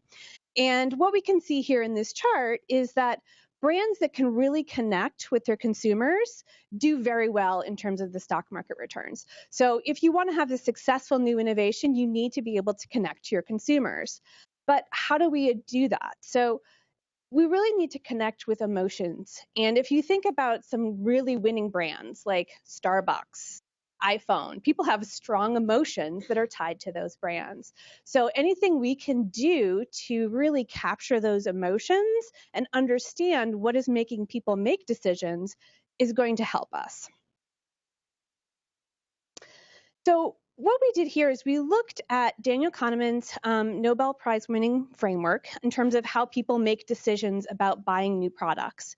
And what we see here is that there's really two systems. The first is system one, which is more of your intuition, your very fast thinking, more that gut decision. And then there's system two, which is the explicit system, which is more the rational, the thinking, the thought process that you go through. And people do use both of those when they're trying to make decisions. But what we're doing is we're really missing out on this system one in what we're currently doing in our traditional methodologies. So if you think about some of the traditional questions we do, like, how much do you like this new idea on a 6-point scale? That's not really get it liking. It's very hard to capture that emotion when you're asking people to fill in grids. So what we're doing here is we're really embracing a new paradigm shifting methodology by capturing voice. And the reason we decided to use voice and speech is really that that's the way we communicate with each other. It lets us express how we feel as well as how we think. So by using voice as data, we're able to assess both the system one and the system two thinking that consumers go through when they make decisions. So by using voice analytics, we're really capturing truer insights into our consumers' lives and their emotional and their rational decisions. Now, a lot of people are right now looking at voice and using text analytics to analyze that data. But, here at GFK, we're using voice analytics, and that's really what's setting us apart, in that we're capturing both system one and system two by looking at both what people are saying and how they're saying it. So I think if you're having a conversation with someone, both sides of that equation are important. Because if you listen to someone that said, I'm fine. Well, if you listen to just what they said, well, they're fine, right? But if you listen to their tone in terms of how they said it, they're not fine. So you really do need to have both sides of that equation if you really want to understand what's going on. And by using verbal responses that are spontaneous and unprompted, we really get to avoid guiding consumers by using our traditional scales. So because this is a new way of analyzing data, we have to have a new way of capturing metrics. So there are really 3 factors that we use when we're capturing voice data here. So the first thing we look at is sentiment. So are people responding positively or negatively? And here what we're doing is we're asking consumers to evaluate concepts or new ideas. So do they like this new idea or do they hate it? Are they activated? So is there something that's going to motivate them to act? Like, I want to go out and buy this, or I can't wait to tell my friend about this. And then there's passion. So are they really excited about it? Or is this, well, it's okay, it's fine. And the really cool thing about passion is that it's culturally neutral. So if you think about when you watch TV in a different language, so I don't speak Spanish very well, but if you watch Spanish television, you can understand what's going on. You could listen to the news programs and go, oh, something really big is happening because people are really sounding passionate about it. So we're able to capture that and bring that in, which has been something that's been missing to date. And we also really get a lot of great verbatim feedback from our respondents to tell us why they're saying certain things and why they like something and why they don't. So what we've done here is to introduce a new metric we're calling E3, which is emotional impact. And what it does is it really looks at the overlap of those 3 factors to say whether or not this new concept or new product is going to impact people's lives positively. So what we would do is we say, well, if consumers are positive and they're passionate, we'd say, wow, those people are excited about it. If they're passionate and are going to act on it, they're energized. And if they're positive in sentiment and they're going to do something about it, we'd say they're engaged. And ideally, you'd have all 3 of these things. And when you do that, you have a positive E3 score, which really gets at something that's a very strong idea for that concept, for that consumer. And so this is just a new way of analyzing all of this voice data. But how do we do it? And this is where the mobile really comes in. So this is a device neutral way of capturing data, but it's, again, ideally suited for mobile phones, which have wonderful microphones to capture your voice. But it also works well on mobile or tablets, laptops, which also are equipped with microphones, as all of us who've Skyped or FaceTimed with our families know. So how does this survey actually work? So it is about a 10 to 12 minute survey, so we are fitting the guidelines we've been talking about today. And we start off with a very short screener, and then we actually do something where we calibrate the individual's passion level. So we ask them to read a neutral statement so we can calibrate that level, because we don't want to calibrate just at a country level, because different cultures have different levels of emotion.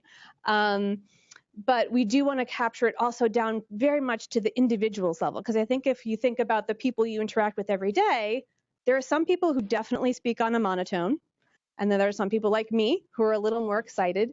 And so you need to calibrate that when you're capturing people's response. And then we ask them one simple question. What do you think of this idea and why? And then we let them talk. So you capture a lot of really wonderful information. So I actually have a couple recordings here that we'll play for you. So we expose consumers to this idea about an energy monitor concept. And the first person we'll listen to, you can hear they loved it. I love the idea of the energy monitor. I think it's a great idea as it allows me to potentially save money and help the environment. It allows me to monitor what I'm using so I can get a better price available by using electricity when it's cheap, and I like the control aspect of it, which allows me to control my energy usage and see how much I'm actually recording, how much I'm actually using. And then our next recording, you can see the other side of the spectrum, someone who does not like this idea so much. Another pointless idea, although less pointless than the previous idea with the refrigerator. There's already items on the market that can monitor consumption. Why do you need to have it at your phone everywhere you go? Again, gimmicky, pointless, and a way for people to show off to other people about how they can monitor their energy usage at home while they're not at home. Completely pointless idea. So you can see here that you do get a lot of really interesting information. They're fun to listen to, but it gives our clients a lot of information in terms of how to improve. So if you think about the first person who spoke, who loved the idea, they actually also mentioned that they thought this was going to be good for the environment. We don't mention that in this concept.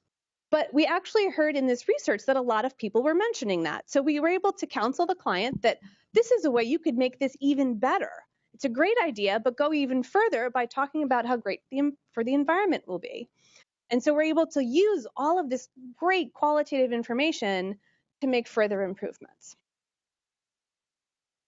And the way we actually do that is the output of this tool is an audio console, where you can go in and actually filter by different groups, so your own brand buyers, your competitor buyers, or other key subgroups that you're interested in understanding, and then listen to what they have to say.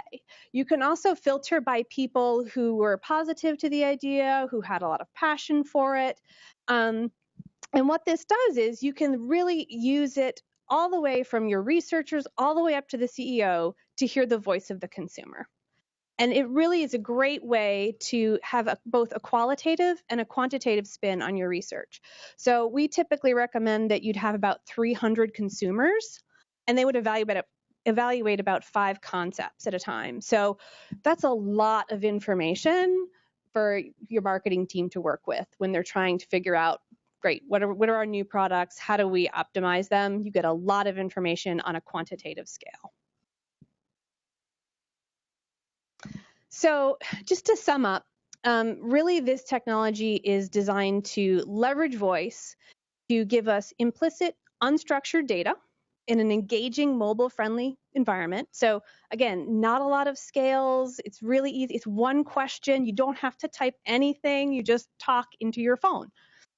It also gives us a lot of qualitative richness on that quantitative scale and lets us measure the emotional impact. So by capturing that passion, we really understand, is this connecting with our consumers? And then we can do this in a way that is culturally neutral. That passion goes across cultures and really allows us to use this around the globe. Oop. So thank you very much. Thank you. Thank you, Sue. We really appreciate it. So, again, I think you've demonstrated to us that, sometimes we forget that it's called a phone and people talk into phones, right? Rarely, but sometimes People still talk into phones. And I think that's one of the great things we wanted to showcase is how we can experiment with different ways to use this device to get really rich, powerful consumer feedback. I'd now like to turn over and introduce Zoe Dowling, who is lead research strategist with Focus Vision. She's on week 5 or week 6? 7, week 7. And we sort of tease. Zoe is recently joined Focus Vision in a newly created role of lead research strategist, but not new to the industry at all. Great experience with added value most recently, right? And we're excited to have her here today, talk about some of the great work that you've been doing and using sight and video to understand consumer reactions. So with that, I will turn it over to Zoe. Thank you so much. Thank you. Let me just check this works. Oh, no, going the... Oh, helps if I have it the right way. All right, I think I failed the first test. All right, so yes, I'm here to talk about the power of sight. And I'm going to take a little bit of a separate view. We've heard a lot about surveys at the moment and the quantitative side of research. The examples here and what I'm going to talk about with sight comes from the qualitative angle. I think that's highly relevant, highly important. What I will say, though, is we can incorporate this within our quantitative surveys as well. So just keep that in mind. But just as we start, I think it's good to go back to the very beginning and think, what are we doing? And at the end of the day, we as researchers, we're here to answer business questions. And we need to do it by research, and ultimately, we need to understand people. So bringing that human element back into play and putting it very much in the front of our minds. As we all know, the last 5 years, I mean, social networks have been around for more than 5 years. If you think of Facebook, 2004, but social networks contents have made us all content creators. And this has been greatly facilitated by our phones. And you walk around New York and it's amazing how many people do have their head in their phones, but how many people are there taking pictures? How many people are there taking videos? It is just part of what we do today. So we're used to taking them and we're used to sharing them, and be it just sharing via an app like WhatsApp, or we sharing them by posting on some sort of network like Facebook or Instagram. So what better way for us than to understand people than looking at them through their lens? Because they're already creating these things. And a little anecdote on this picture, I actually took it late last year. I was gate crashing. I know this is being streamed, but I was gate crashing an event, a conference my husband was at. And it was their evening event. They had a concert on. And when I was there, it was just one of those moments that, I was thinking, hey, these financial IT guys, they seem to know how to do conference events very well. That was the first thought. But secondly, it was one of those moments when you just think, everybody has their phone out. Everybody is engaging with it and taking not just videos, but they're taking pictures as well, sharing and also engaging with one another with their phones. Hey, look at this. And so I think that's a great example. I know another one would be if everybody saw a couple of weeks back, Pokemon Go. Everybody had their phone out. It was incredible. This is the world we're in, and we as researchers definitely can capitalize upon that. What we do need to do, though, is we need to shift our thinking. We've already heard a lot about that today as well. We can't just do things. We were quite naughty with the web when we took our surveys, and we just literally took the paper-based ones from the clipboard and put them on the screen. We got away with it. We managed to do it. We can't do that with phones. We do have to think about the medium. We should be thinking about the medium, even if we could get away with it. And so we have an opportunity to rethink how we ask some questions. We have an opportunity to move away from this very, question-based, what's in your refrigerator? Just check all that apply, to maybe something like, well, show me. Take pictures, take a video, take me on a tour, and ask things like, we could prompt them with things like, show us what's in there that you always have that you can't do with that. Show us what's in there because it's a special occasion. Or maybe show us what's in there that's been there for 6 months and maybe shouldn't be there. Yeah? We would get such a rich picture by reframing the question, by getting them to take us through it. And this just builds on that point there. We can use mobile to really get at different things. We can get at behaviors, by doing that kind of diaries and journals. We can get at emotions. We've already heard about the voice and the emotions, and we get an awful lot through there. But we can start to dig into the emotions we get through the different kind of techniques and activity-based missions that we do. The thing with mobile is that we want to employ it to its best, and that is getting people out and about. That's not to say I know mobile's used an awful lot at home, so that's not to discount it, but you can get an awful lot by sending people out onto the streets or into their supermarkets or whatever we're looking for them to do. Use it for its best by getting them around. Now, the other side of this, though, is we do ultimately want to capture behaviors. We don't want to disrupt them. And so we can go and ask people to when you're out today, every time you see advertising for XYZ brand, take a picture of that and tell us where you are and what you thought of it. However, if it's a brand that they see every 5 minutes, like walking around here in New York and seeing a Starbucks, that would be pretty disruptive because there's an awful lot of Starbucks, thankfully, in the vicinity. And so we've got to think about what are we trying to do? So at the end of the day, people are going around their lives, and we want them to contribute, to tell us what they're doing, get close to that moment, whilst at the same time letting them get on with it. So the power of sight. I've tried to start to introduce this idea that it can be very powerful. We've got a device in people's pockets that we can use. And instead of just saying it's great, you should all use it, I thought I'd have 3 quick case studies to try to bring to life how powerful it is. I will say that this is actually all image-based. There's 2 reasons for that. One, just the practicalities, that there's a lot we can get from video. And I think to the point before with the Suzamic, because you're combining images plus people's sounds and voice, so it's incredibly powerful. I also think, though, that images, you can get an awful lot from them. So 3 quick case studies just to try and illustrate the point. So this was a study that was done. The client came to us. They were in the cake industry. They were having the problem that cake wasn't selling so well. They had other products that were maybe cookies and so on that was doing great, but cake was falling behind. And so they were in an innovation cycle, and they were trying to understand what should we do to try and how should we innovate. And so this was an online qualitative study using Focus Vision's Revelation platform. Got participants in of mums being the purchasers, teens being influencers, and future purchasers of cake. And it actually lasted a total, the project was 13 weeks, but there was only 3 weeks of total activity time. Now on screen here, you can see that there's some great, I love the picture of the boys kind of being so excited. You can imagine a great big cake there. You can start to get into the moment. But what I wanted to do was to call out this one example of somebody that had given us a cake moment.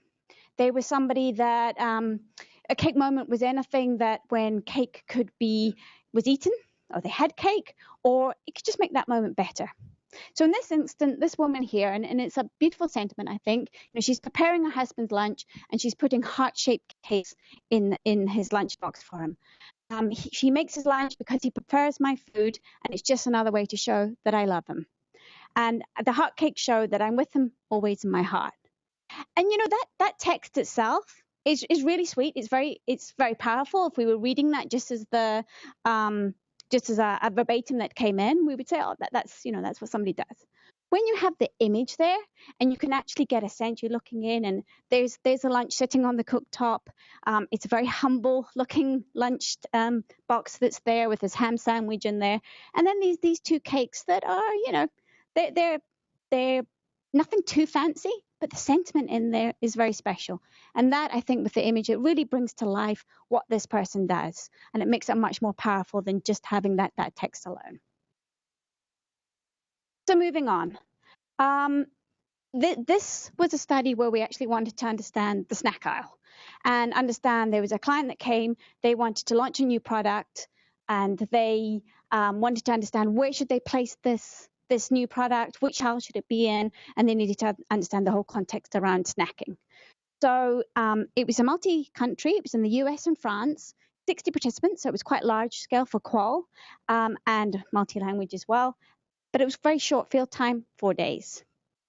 You can see from the images there that you can get a real sense of where people are. I mean, supermarkets, some of them are very standard, but people go to different types of supermarkets, and also when you're in different countries, you've got different flavors happening as well.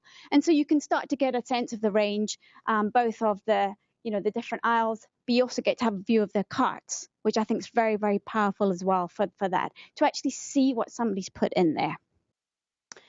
What we also did, though, was we asked them to understand better the context of the of snacking and what it meant to people. We said, let's start at home.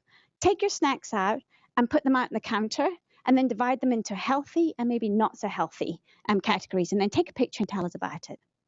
And that's what we have here. And this is one example. We had over 700 images in this project, so there was quite a lot. But this one here, this person's saying, it satisfies my sweet cravings. It's something that when I go to it when I want some comfort, it's like having a hug. And then when you look at the image, you can see, and I'm not sure that's showing up so well there, but it's actually laid out on somebody's sofa. And you can almost imagine them sitting on the sofa in the evening, having that, that sweet treat, and just, feeling okay in the world, because that's what it's got. And so again, that image is giving us a little bit of a richer picture around what that person's life's like and what it means to them. All right, here's our last case study there.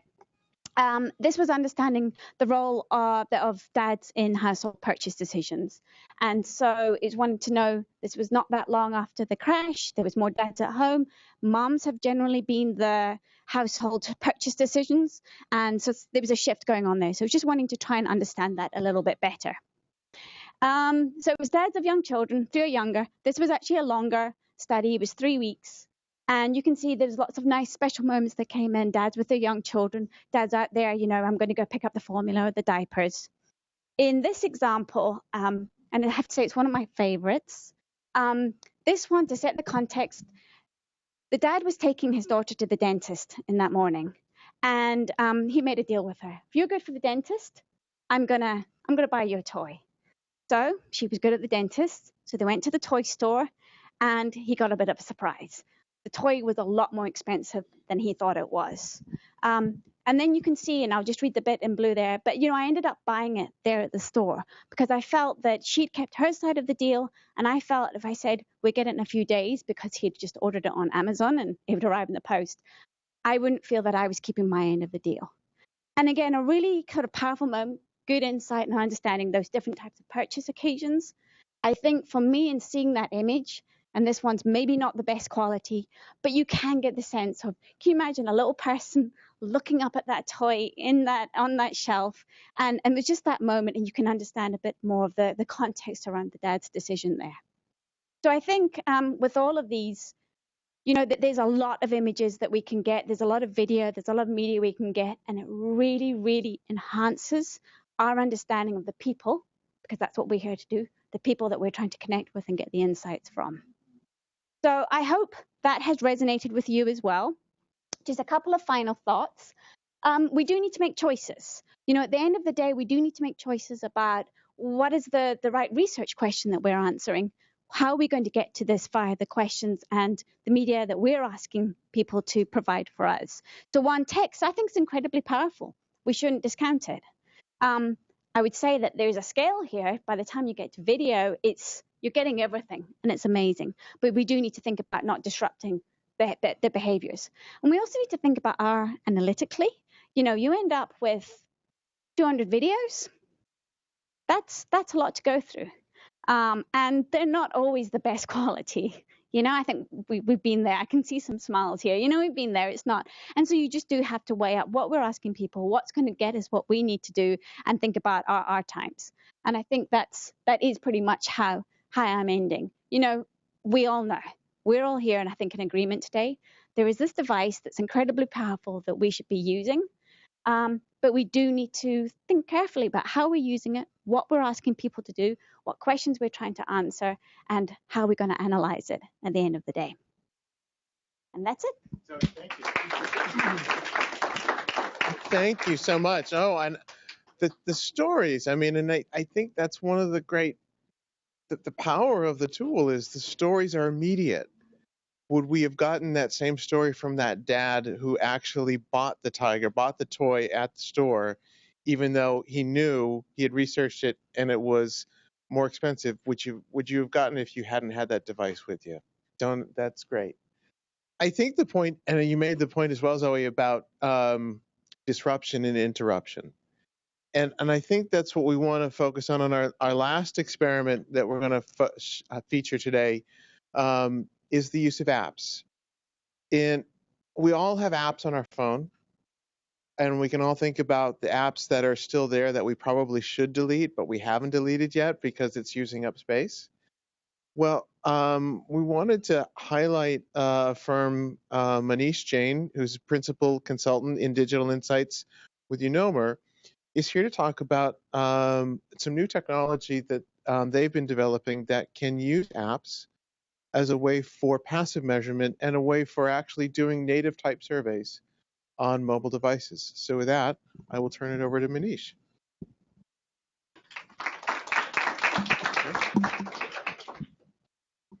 Thanks, Chris.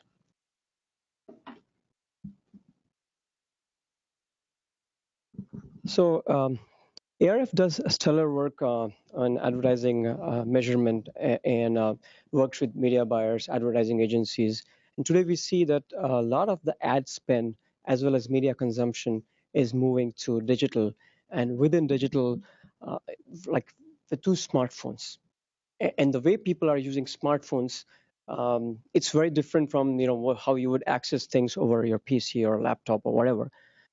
So the idea that we kind of started off with, and so here's a little bit about us. We are a division of Regalix, which focuses on marketing technologies. So we're a technology company that focuses on only mobile market research. That's all we do. We don't work with other modes. We kind of work with brand marketers, agencies, and others to engage, target, and reach consumers globally. And because app distribution is global, I mean, you can pretty much see that the smartphones, I mean, the penetration is growing. And as various speakers pointed out, even within panels, a lot of surveys are being taken by people over smartphones. And we took basically inspiration from when we look at those, you're browsing an Instagram app or a Facebook app. You see on the side those digital ads that are being served. The scale and the speed at which those ads can be served and the reach that they have is tremendous. So we thought, so that's what we thought out as for inspiration, that if the time spent on mobile is increasing, and this is very relevant statistics, and this is from Comscore's global mobile app report, which is that the time that you're spending on your mobile, almost 90% is using mobile apps. I mean, be it like your Facebook, your LinkedIn, or your email app or WhatsApp. So how can we kind of leverage that and not take you away from what you're doing, and still get you, let's say if ads are being served to you, can we serve surveys within those apps? And it doesn't require, let me clarify, it doesn't require you to download a special app. It doesn't require you to kind of really opt in to say, I'll take surveys, and then you say, no, keep sending me surveys. It just works. Our technology, it's a platform that integrates with apps that you already have on your phone. And we all know that if you download a software and you click on I agree, or you download an app and you agree to the terms and conditions, you're signed off your life to them. So basically, Google and Facebook know everything about you. The locations you've been to, what media you've consumed, what's your age, what's your browsing pattern. So we probably do not have access to all that, but if we tap into that ad network, we have access to a lot of passive data that is out there in your mobile. So as I said, so these are the traditional modes by which so far the industry has attempted, so as to say, going mobile, the traditional surveys. So you conduct surveys over a mobile web browser through an email that you send, and you have to sign up to be part of that panel. So obviously panels have their own place. You have a lot of rich profiling data. You can go to them repeatedly. You can sometimes do trackers. So they have their place. But you're limited by the universe that they have. You're limited by the countries or segments that they are present in. That does serve as a limitation. And of course, then you're reaching only a smaller segment of the population, which, some of those panel survey members, they become professional survey takers. So you're not really reaching out to the 95% of those that are not part of panels. But if you browse any app on your smartphone, you're potentially a respondent for the surveys that we can serve in-app. So similarly, some have the approach of creating a dedicated app for taking mobile surveys. And that is very high friction because it requires you to download that app. It requires you to access that app. And of course, it's not like, going to a survey app and taking surveys is my idea of, hey, this is an activity I would like to do every day. But you would browse apps every day or maybe 7 times or 10 times a day. So this is what our approach is. We are embedded with, our technology is embedded from within third-party apps that we have partnerships with. What it means is that you do not require to download a special survey app, and we have massive distribution. An average size app today, not a very popular one, still probably has 1 million downloads. If you go to very popular apps, that increases like to 30, 40, 20 million. So, and it's global. You're not limited by the respondent base that is there in a certain country or location. And one of the key things is that you have a lot of passive data that is already there on your smartphone that today with technology you have access to. So the location, what other apps do you have on your phone? So imagine the possibilities. Instead of asking them, have you done any travel booking, or are you a Chase customer? You can literally say if they have a Chase app on their phone, they are a potential target and you want to reach out to them. Location, city, because with a location, you know latitude and longitude, a place a person is in. So if you have very specific targeted, let's say ads that are only being served in a certain location, or you want to do a sort of like a loyalty study for stores that are only in certain areas, you can do very targeted surveys with this. And of course, one other key thing is, how do you incentivize? How do you keep them engaged? Why do you get them interested? When you're doing the activities that you're doing in your, while you're browsing the app, let's say the gaming apps are a very popular mode for this. So people get virtual currency. People get, do you want to unlock the next level? Or let's say, even if you're, let's say, using Evernote and you say, you'll get 50% discount on Evernote Premium if you give 10 minutes of your time for this survey, chances are people will agree to that. Whereas, if you just get an email saying, I'll give you $10, answer these questions, and you do not have instant gratification, that $10 is probably going to come, or you're not even sure if it's going to come. But if you give them a specific targeted offer that you'll get $5 in virtual currency, or you'll get a premium version of this app, just take this survey, you get better cooperation rate, better completion rate. So for app publishers, of course, they're getting money with the ads that are being served by advertisers. So that's just few pennies. If we tell them for every survey that we complete over your app network, we'll give you, let's say, 50 cents, that's still like 10 times more than what they're used to getting. So the costs are also dramatically lower for us. So this is how we will distribute the surveys through the partnership that we'll have. and you have those mobile-friendly, those design surveys that can be more in the moment. So imagine that, say you are on a Kayak or any other travel app, and you're making a travel booking, and in that instant you get a prompt saying, "Would you like to take a survey about your travel habits or destinations?" Your chances are more likely that you would, and then you can top it up by saying, "Okay, you'll get let's say $20 off your booking if you take this." I mean, chances are that you will get that survey. So, I mean, these are the sort of, I think other speakers have spoken about it. I don't need to talk about it. Surveys will be designed for mobile in the app. You don't need to leave the app that you're in. You can load up as an interstitial within that app, and you can take those surveys. Of course, I mean, the guidelines remain that what you mentioned about less than 10 minutes, and it has to be designed for that interface. So this is what the potential of this technology is, that you can, so today, let's say if I have partnership with 5 apps, tomorrow if I have partnership with 15, I expand my access by millions.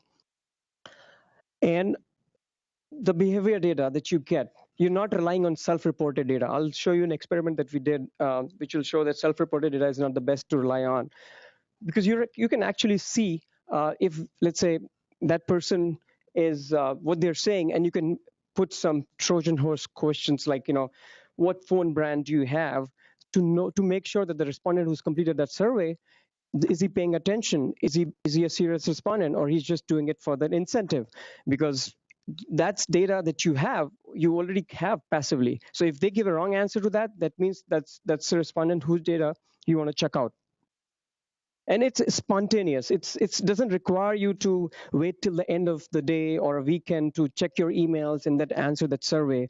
Let's say the moment you walked out of a store, or you were browsing an app that you already use, you get that notification, or you get that kind of survey invite. So this was the a sample study that I was referring to. By the way, I think I mentioned it. We are a relatively young company, just launched in 2015.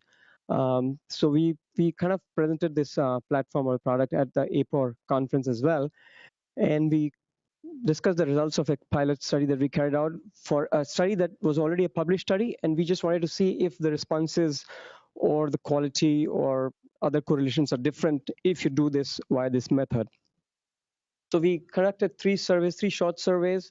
It had the usual demographic questions, the question about LinkedIn app do you have, and mobile wallet app, and it had what phone do you use. And then we had another survey that had some questions about health, like how do you rate your health and how many doctor visits that you've had. And we already had this passively collected information, as in what's the country that they are in, what's the device that they use, what other apps they have on their phone. So this is how it was administered, and you kind of get, these are the rewards that you'll get. You will get virtual currency.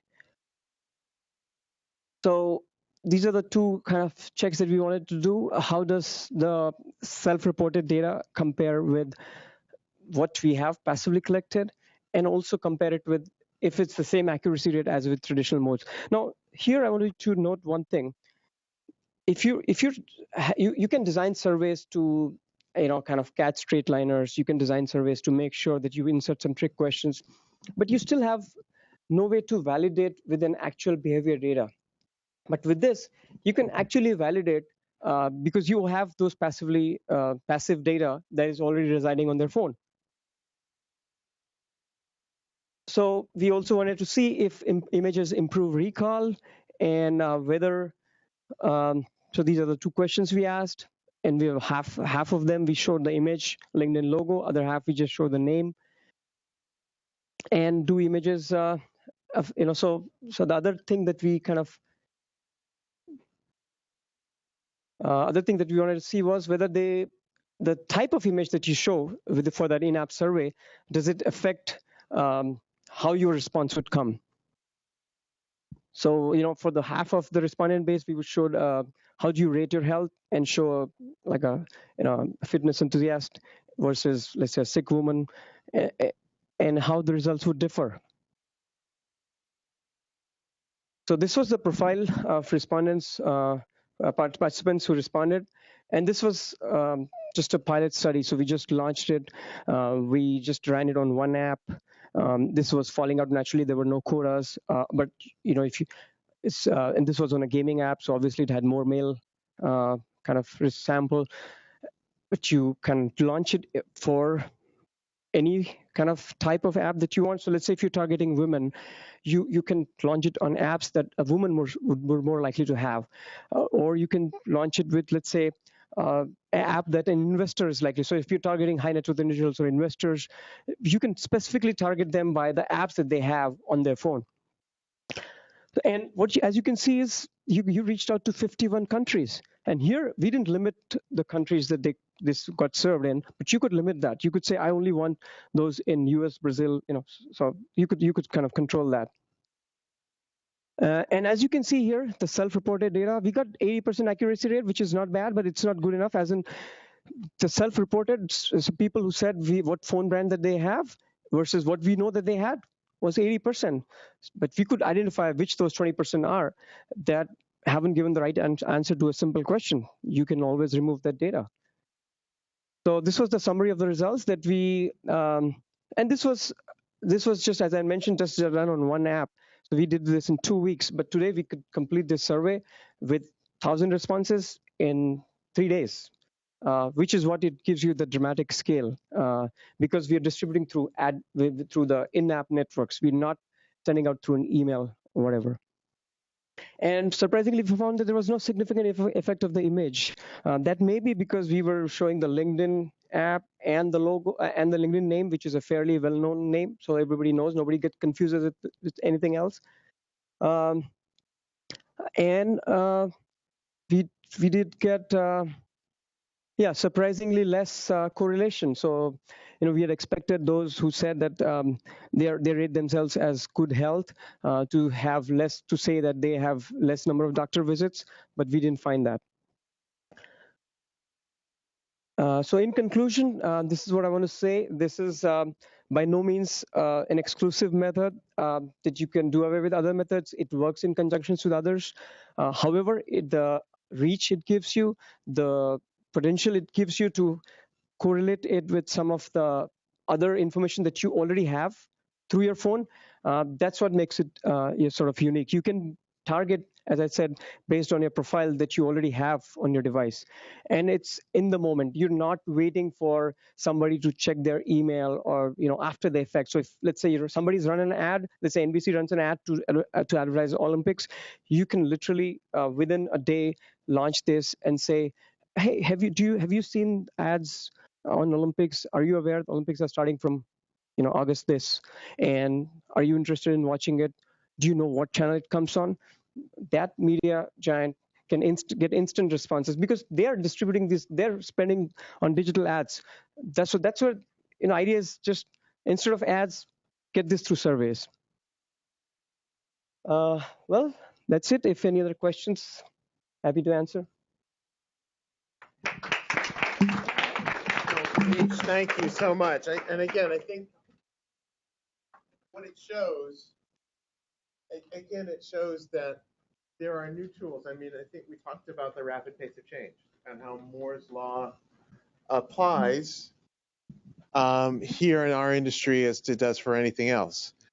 And I think, I think, Manish, thank you for sharing that with us, because it says that the pace of change in our industry and even how we're using mobile as a source of feedback will continue to change rapidly. But that's where I want us to end up today.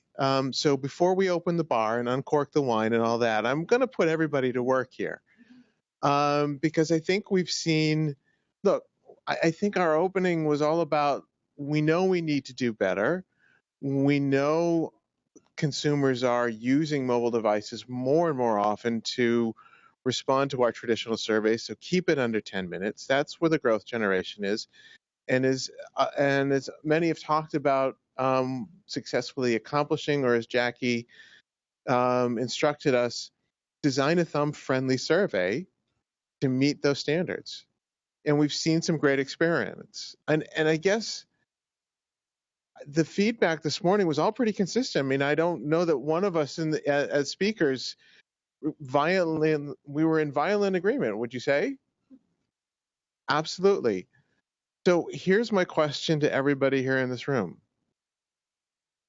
Why are our response rates still lagging behind desktop? What is it that we need to be doing as an industry to make the mobile device as efficient and as effective as our ever-beloved grids are on a PC? So that's what I want us to spend the next 20 minutes doing. And I think I really want us to brainstorm here and tackle this question, because that's the benefit of being the ARF. As we talked about our history going back to FOQ, we can bring everybody together. We can design experiments, as Gail talked about, took place in this room 18 months ago. So let's design an experiment now. What do we need? What do we need to be doing to fix this? What's left, or what are the gaps that we need to solve? And I'm going to get serious. I'm going to take the jacket off. Uh-oh, I know. And we're going to bring the whiteboard. We're going to bring the flip charts out. And folks who are online, our online audience, if you've got comments, please type them in the chat box. So let's start with that basic question. What do we need?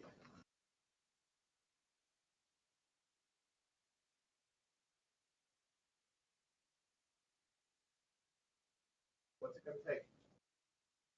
Britta.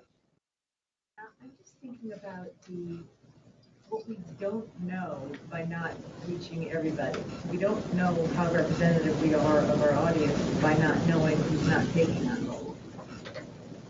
So it kind of goes to, I'm getting wrong answers because I'm not asking the people that I want to answer aren't taking the survey. So what don't we know? What don't we know?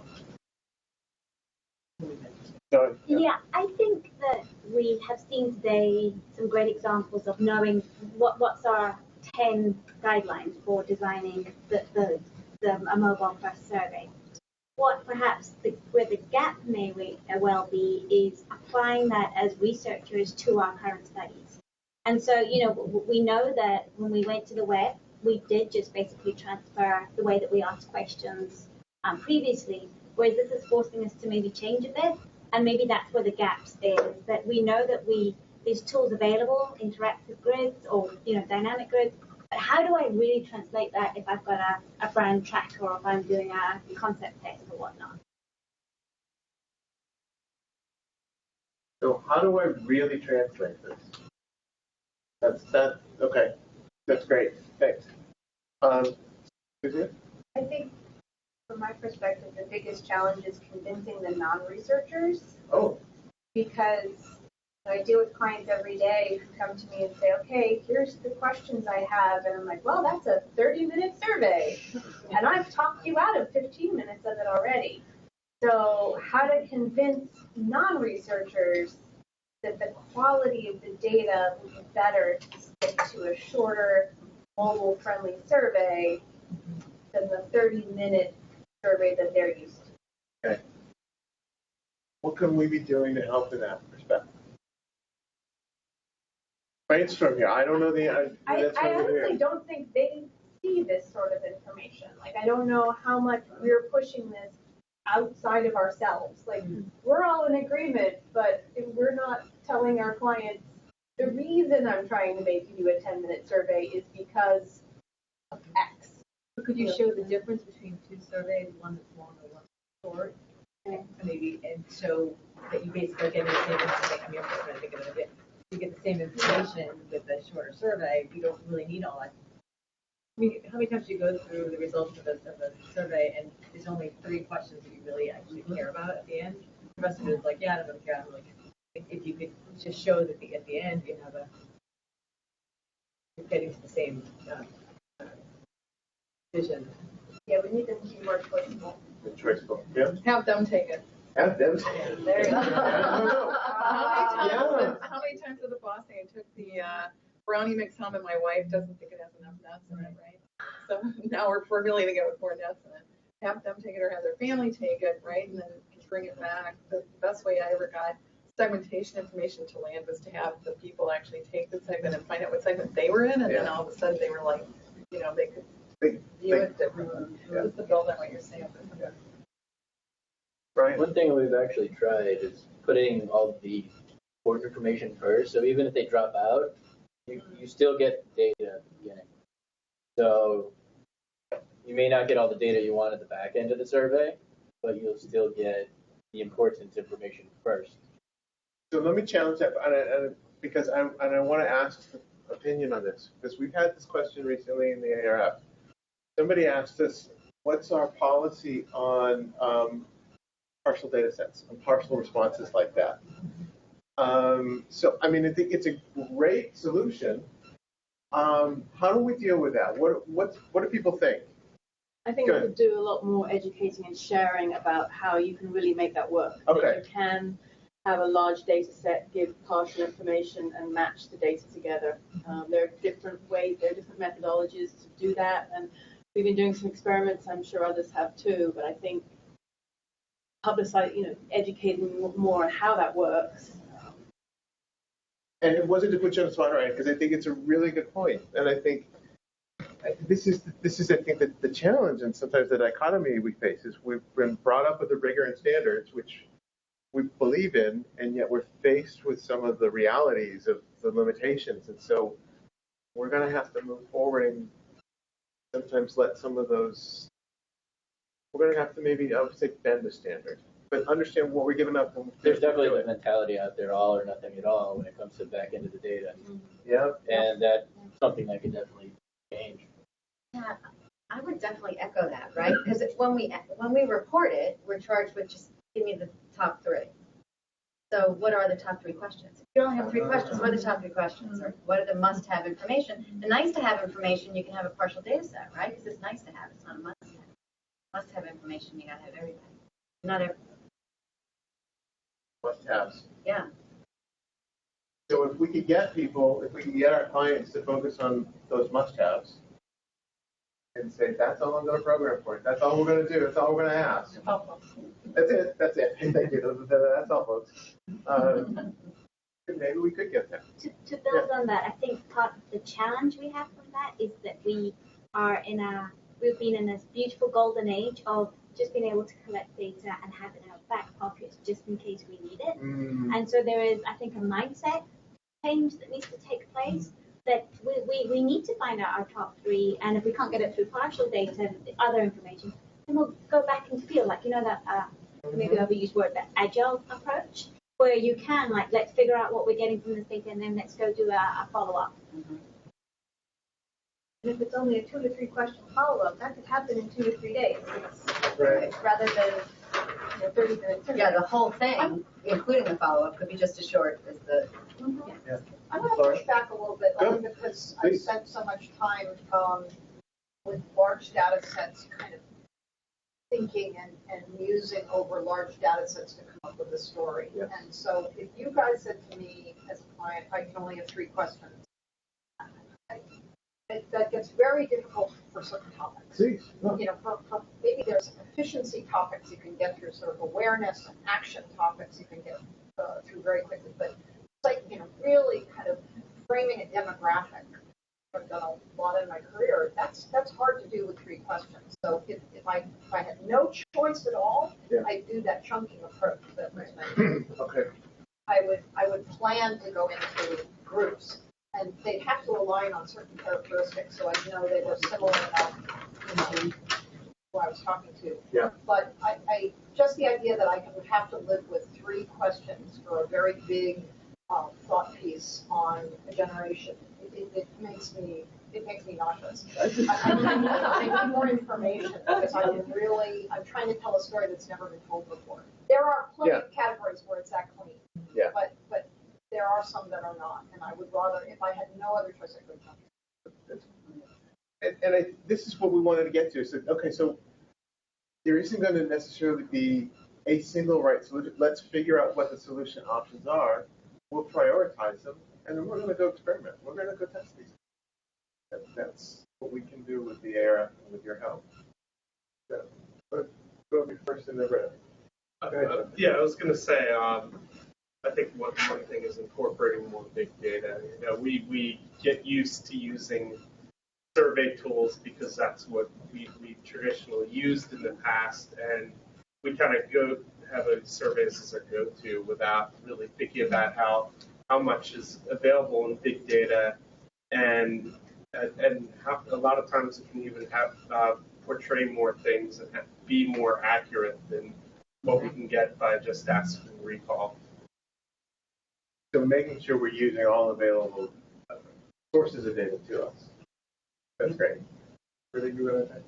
Yeah, this may be crazy. People do this already, but I'm thinking this idea of narrowing down your 30 questions to maybe 3 or 10, whatever. Yeah. If you were to plot out the results of a potential survey based on the 30 questions, somehow when you look at it in a bar chart or something, you go through and say, that's not really important, that's not, you kind of know that ahead of time, instead of just looking at the question, because every question seems so important when you're really reading it as a question, Yeah. but if you see it as a result, it kind of makes it more genuine.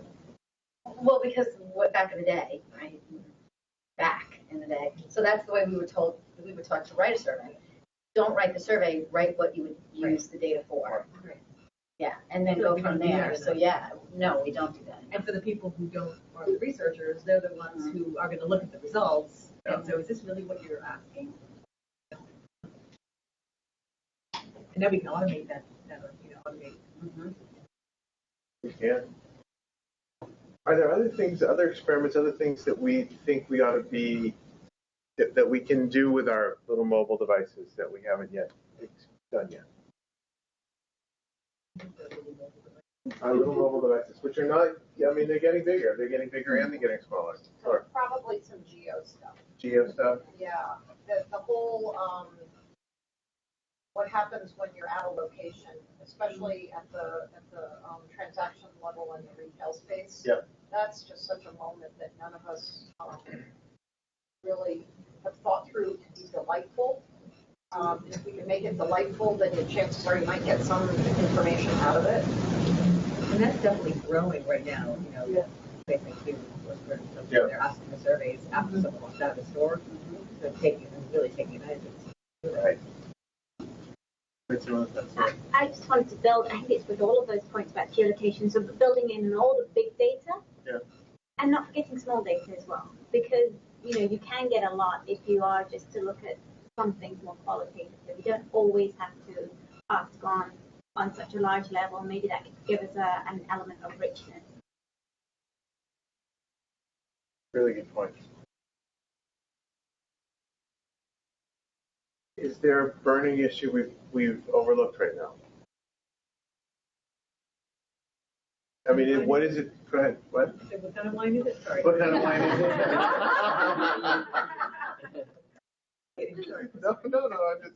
No. I'm used to those. No, look, and I want to advise us to do this. We're, as I said, the ARF, we're committed to our continued investment in mobile research quality. We're designing our learning plans for the next 18 months right now. We have some ideas. I mean, and I think this has kind of come up as well today is, are we asking the questions in the language that consumers use on this device? And one of the things that we haven't seen yet are people who are designing surveys with only text responses. Somebody, I think Zoe, you were talking, or somebody, maybe Suzanne was talking about how people, they're using their shorthand. They're using their, LMK, IMHO, emoji this, emoji that. Are we taking advantage of that and listening to what people are saying in those really mobile-only forms of language? So those are some of the things that we're looking for your input on. If we invest in doing this research, will it help us to get smarter, faster, and help us all do a better job? The sound piece too. And sound, yes. Sound, I mean, you talked about the sound of the voice, but be able to talk to your phone or question that way, we'd be taking advantage of. Yep.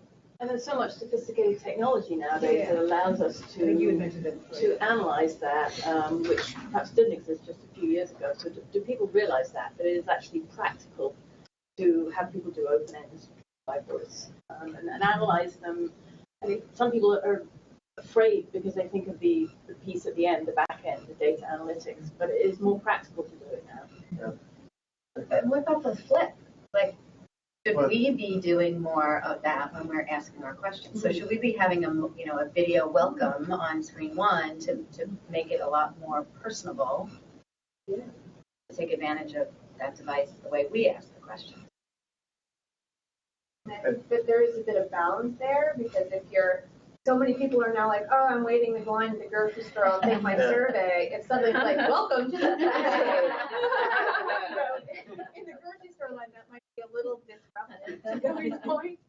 To balance that out. So I was thinking about Siri. In that Yes. capacity. Oh. So like an AI relationship. So, you're talking to Siri in the car. Siri, I don't know how to get to the grocery store. And Siri's like, you don't know how to get to the grocery store. You'll get a problem. Right. And, go left.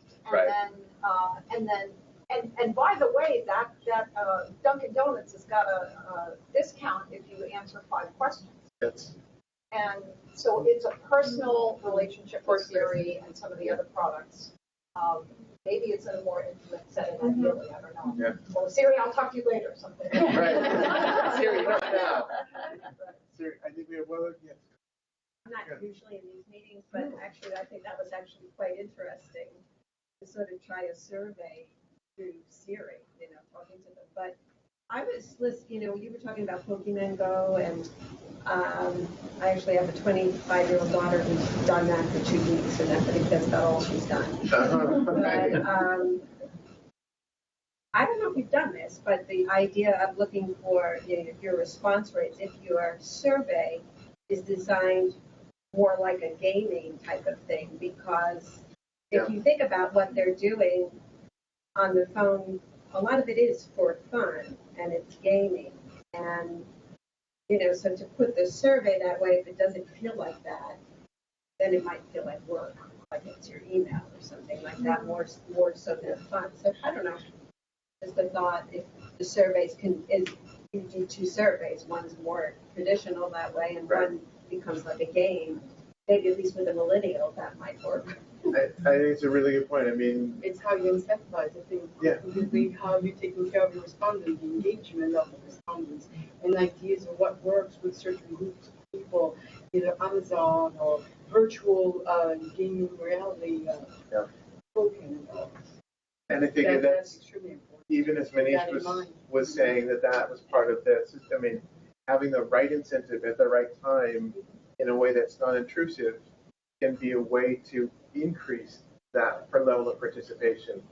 So I think these are all great. Gamify that in the context of what they're doing at that point of time. They will Context. automatically get better.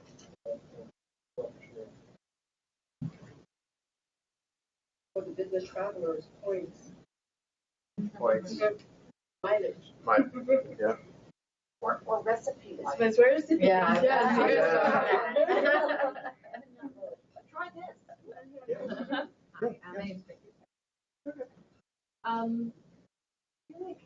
don't know if anyone else has this question, but do any of you, in working with other your products, have trouble convincing clients to do an in-app survey? I don't know if I'm the only one that experiences this, but I work for a social communications product. There's nothing to buy. It's free. And the product team and the company is very, very concerned about disrupting the user experience. And of course, you want to user. But they're very adverse to it, which doesn't make sense to me because it isn't going to respond to email, very little respond to the web browser. So an in-app survey definitely makes sense. Yeah. There are challenges in convincing You're not the only one. Yeah. It's a hard problem. It's the same issue with online. I mean, Yeah. we have problems getting pop-ups on a graph or set into our. That's a big issue. Yeah. Any survey. And I think that you raised a really good point. I mean, last week, for example, we hosted an event dedicated to ad fraud and blocking and viewability, and the same kind of questions come up. I mean, so we're not alone in this, but clearly the power is there.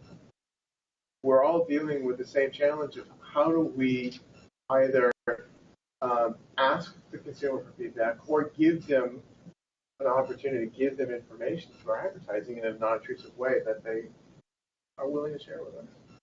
I don't know. I think we got to experiment. That's what we're here. So, one more, Randy. Good. One thing, I guess going back to your central point is what will increase response rate? There's an issue there. Is it that you want to increase the number of people completing on the mobile phone? Is that it? I mean, a lot of your ideas already are solving problems, right? You focus on your research goals, reduce the complexity of the task, simplify your responses. I mean, all that has been fairly well established. Can you gather new information by way of the mobile device? Maybe the geocoding is an example. The issue there is that a lot of times we see a lot of numbers in front of us and we think that they're the solutions to our problems and our questions. Same with big data. We don't realize that a lot of the questions or a lot of the answers that we seek are inherent in the questions that we ask, so that the questions have to be formulated more clearly. And the big data that I've seen are lousy. They're not going to answer a lot of questions you have. You know, the geocoding are not going to answer a lot of questions. They will answer a few. You know, very selective. But does that get people to mobile phones? No, it goes back to doing the measurement, doing it at convenient times that don't interrupt the flow. I think we know these things. The one thing that you haven't addressed is the idea of incentives. And incentives drive human behavior. And if you don't pay attention to incentives, you have the possibility of ruining respondent behavior by dropping a survey to 10 minutes. Why? Because all your sample suppliers will pay them less. People do this to get money. You know, you got to realize that a lot of the opt-in samples are poor folks who are trying to do it to supplement their incomes, and by dropping time, you know, if you paid them $50 to do a 50-minute survey, they'll do it well for you. They'll last. They'll do it on a mobile phone. So it's how much you're paying. If you're paying them $2 to do a 50-minute survey, totally out of whack in terms of equity. So it's a fairness if you're treating respondents, and incentives are one side of it too that we haven't talked about here. But I think we need to focus on is how are we treating our respondents, not just with respect to interruption, not just designing the survey properly, but how are we incenting them to do it well, to pay attention. You know, all these things are solvable problems, but you know, if we're trying to get them to complete on a mobile device, pay them more first. You know, nobody wants to do that. But you can get, and you end up with high quality data. I've looked at the quality of data at 25 minutes, 50 minutes, no problems with quality as long as you're incenting them properly. You know? And I think, and that's a great way to summarize it in the sense that whether it's advertising or whether it's asking for opinion, if the person on the other side doesn't see value in it, an appropriate and meaningful value. Yeah, and that goes back to the idea of engagement. Engagement can be due to your inherent interest in the subject, or because somebody's paying you a lot. Because, okay, I'll do it well for you because you're paying me a lot, or you're respecting me, my time. I mean, that's what it's saying. Yeah. Well, and so we want to respect everybody's time here. So I do it well. I do it well. So I want to thank everybody for the feedback and input. And what we're going to do is we're going to continue this dialogue. And we're going to enlist and engage your help to continue to move our learning and our experiments forward as an industry. So I want to thank you. And with that, I'm going to turn it over to Gail to close this conference. Thanks, Chris. Let's put a round of applause to Chris. And also to GFK especially. I'm going to invite Camilla but really appreciate you sharing the space. And I know there are a lot of GFK folks here, and that's always really gratifying as well. I didn't know. You didn't. Do I need that? You weren't using it. I know I wasn't. Go ahead. They're Right. Okay, so I'm gonna close the loop on this in about 2 minutes. First of all, I think let's keep our issues in the family. We need a grid support group. Yes. Go off and have wine and Great. marinate in our sorrows over grids. I think, look, it's very clear that we need to focus on the C-suite. That kind of came up. It's like thinking about the clients and the bosses.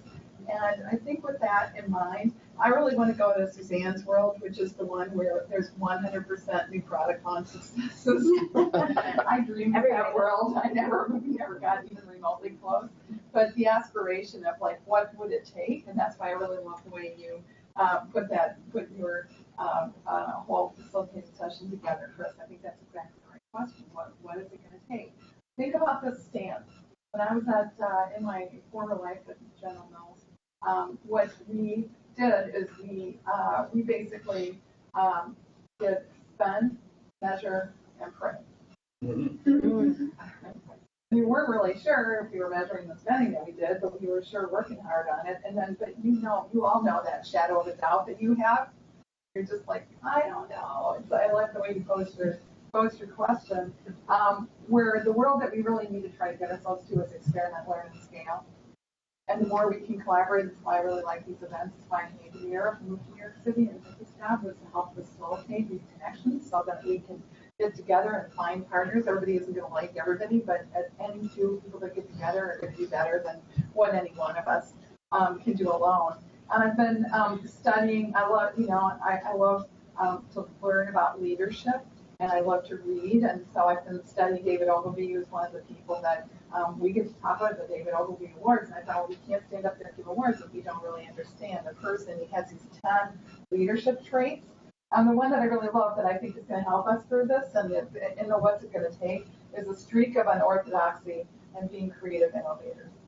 And so I think where we've had, kind of rules and guidelines and ways that we need to do things, and your top 3 versus like the whole list, and rotating the orders, or rethinking incentives.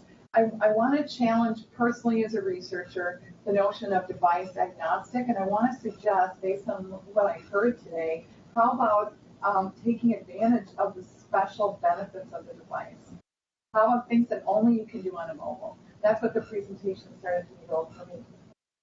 Certain things that you can do with a mobile phone that unlock that special connection with consumers that you can't get on a tablet and that you can't get on the telephone, the old-fashioned telephone of my research career. You can't even really get it in a survey just asking people. It's that really insightful ethnographic, where there's a picture of inside of your refrigerator, which we used to do cart snooping. Right? You had to take pictures of carts, and if you work at a food company or if you're in a grocery store in Minneapolis, literally, you walk or if you see another employee, you are like, "Hi, how are you?" Right? There's a whole lot of fun human nature that's floating around in those things that can be quickly, like the geo thing. We can quickly snap it up. A picture's worth 1,000 words, obviously we can really make a difference. Really inspired by the presentations, really excited from the top of the house to the bringing us home with this really fascinating in-app technology work. Britta is going to get the wine in 1 minute. And just let's give a big round of applause to the speakers. All the really beautiful. And Daniel Waldron is going to do a thank you to our sponsors. He's the director of strategic sponsorship at the ARF.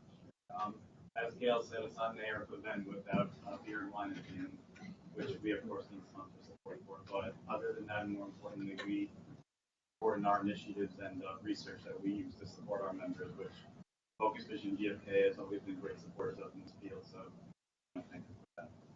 Let's give a round of applause. Two events coming up. October 13th, we have a Women in Analytics event that's going to be held at Havas Media. Really invite you all to join. Women and men are invited. It's not a gender biased event by any means.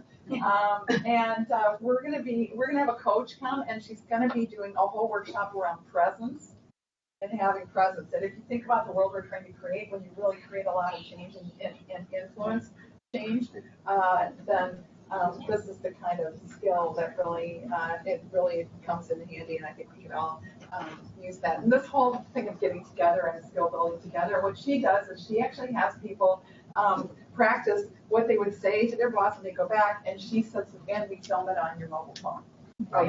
And then you watch it at the tabletop. So you don't want to miss that. And then we have ARF West. We're going to, we of course have a West Coast chapter, and I know you all are all out and about and global and running around all over the place. You might find yourselves in Silicon Valley. It's going to be at Facebook. It's November 14th and 15th.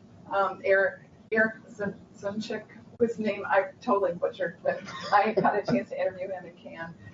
He's the Chief Strategy Officer from Crispin Porter Boguski, just a hot agency in Boulder, Colorado. He's an amazing strategist. You're not going to want to miss hearing him either, and I'm sure we'll be streaming and have any other ways, a number of other ways for you to have access. So we want to create programming. Love to have you invest in this mobile research. Tell us what your deepest, darkest needs, questions, fears, passions, and ideas are, and let's have lunch.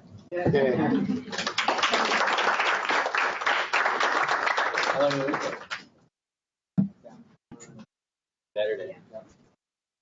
Thank you so much. Great. I was bragging about your tomorrow. It's really fascinating. I know.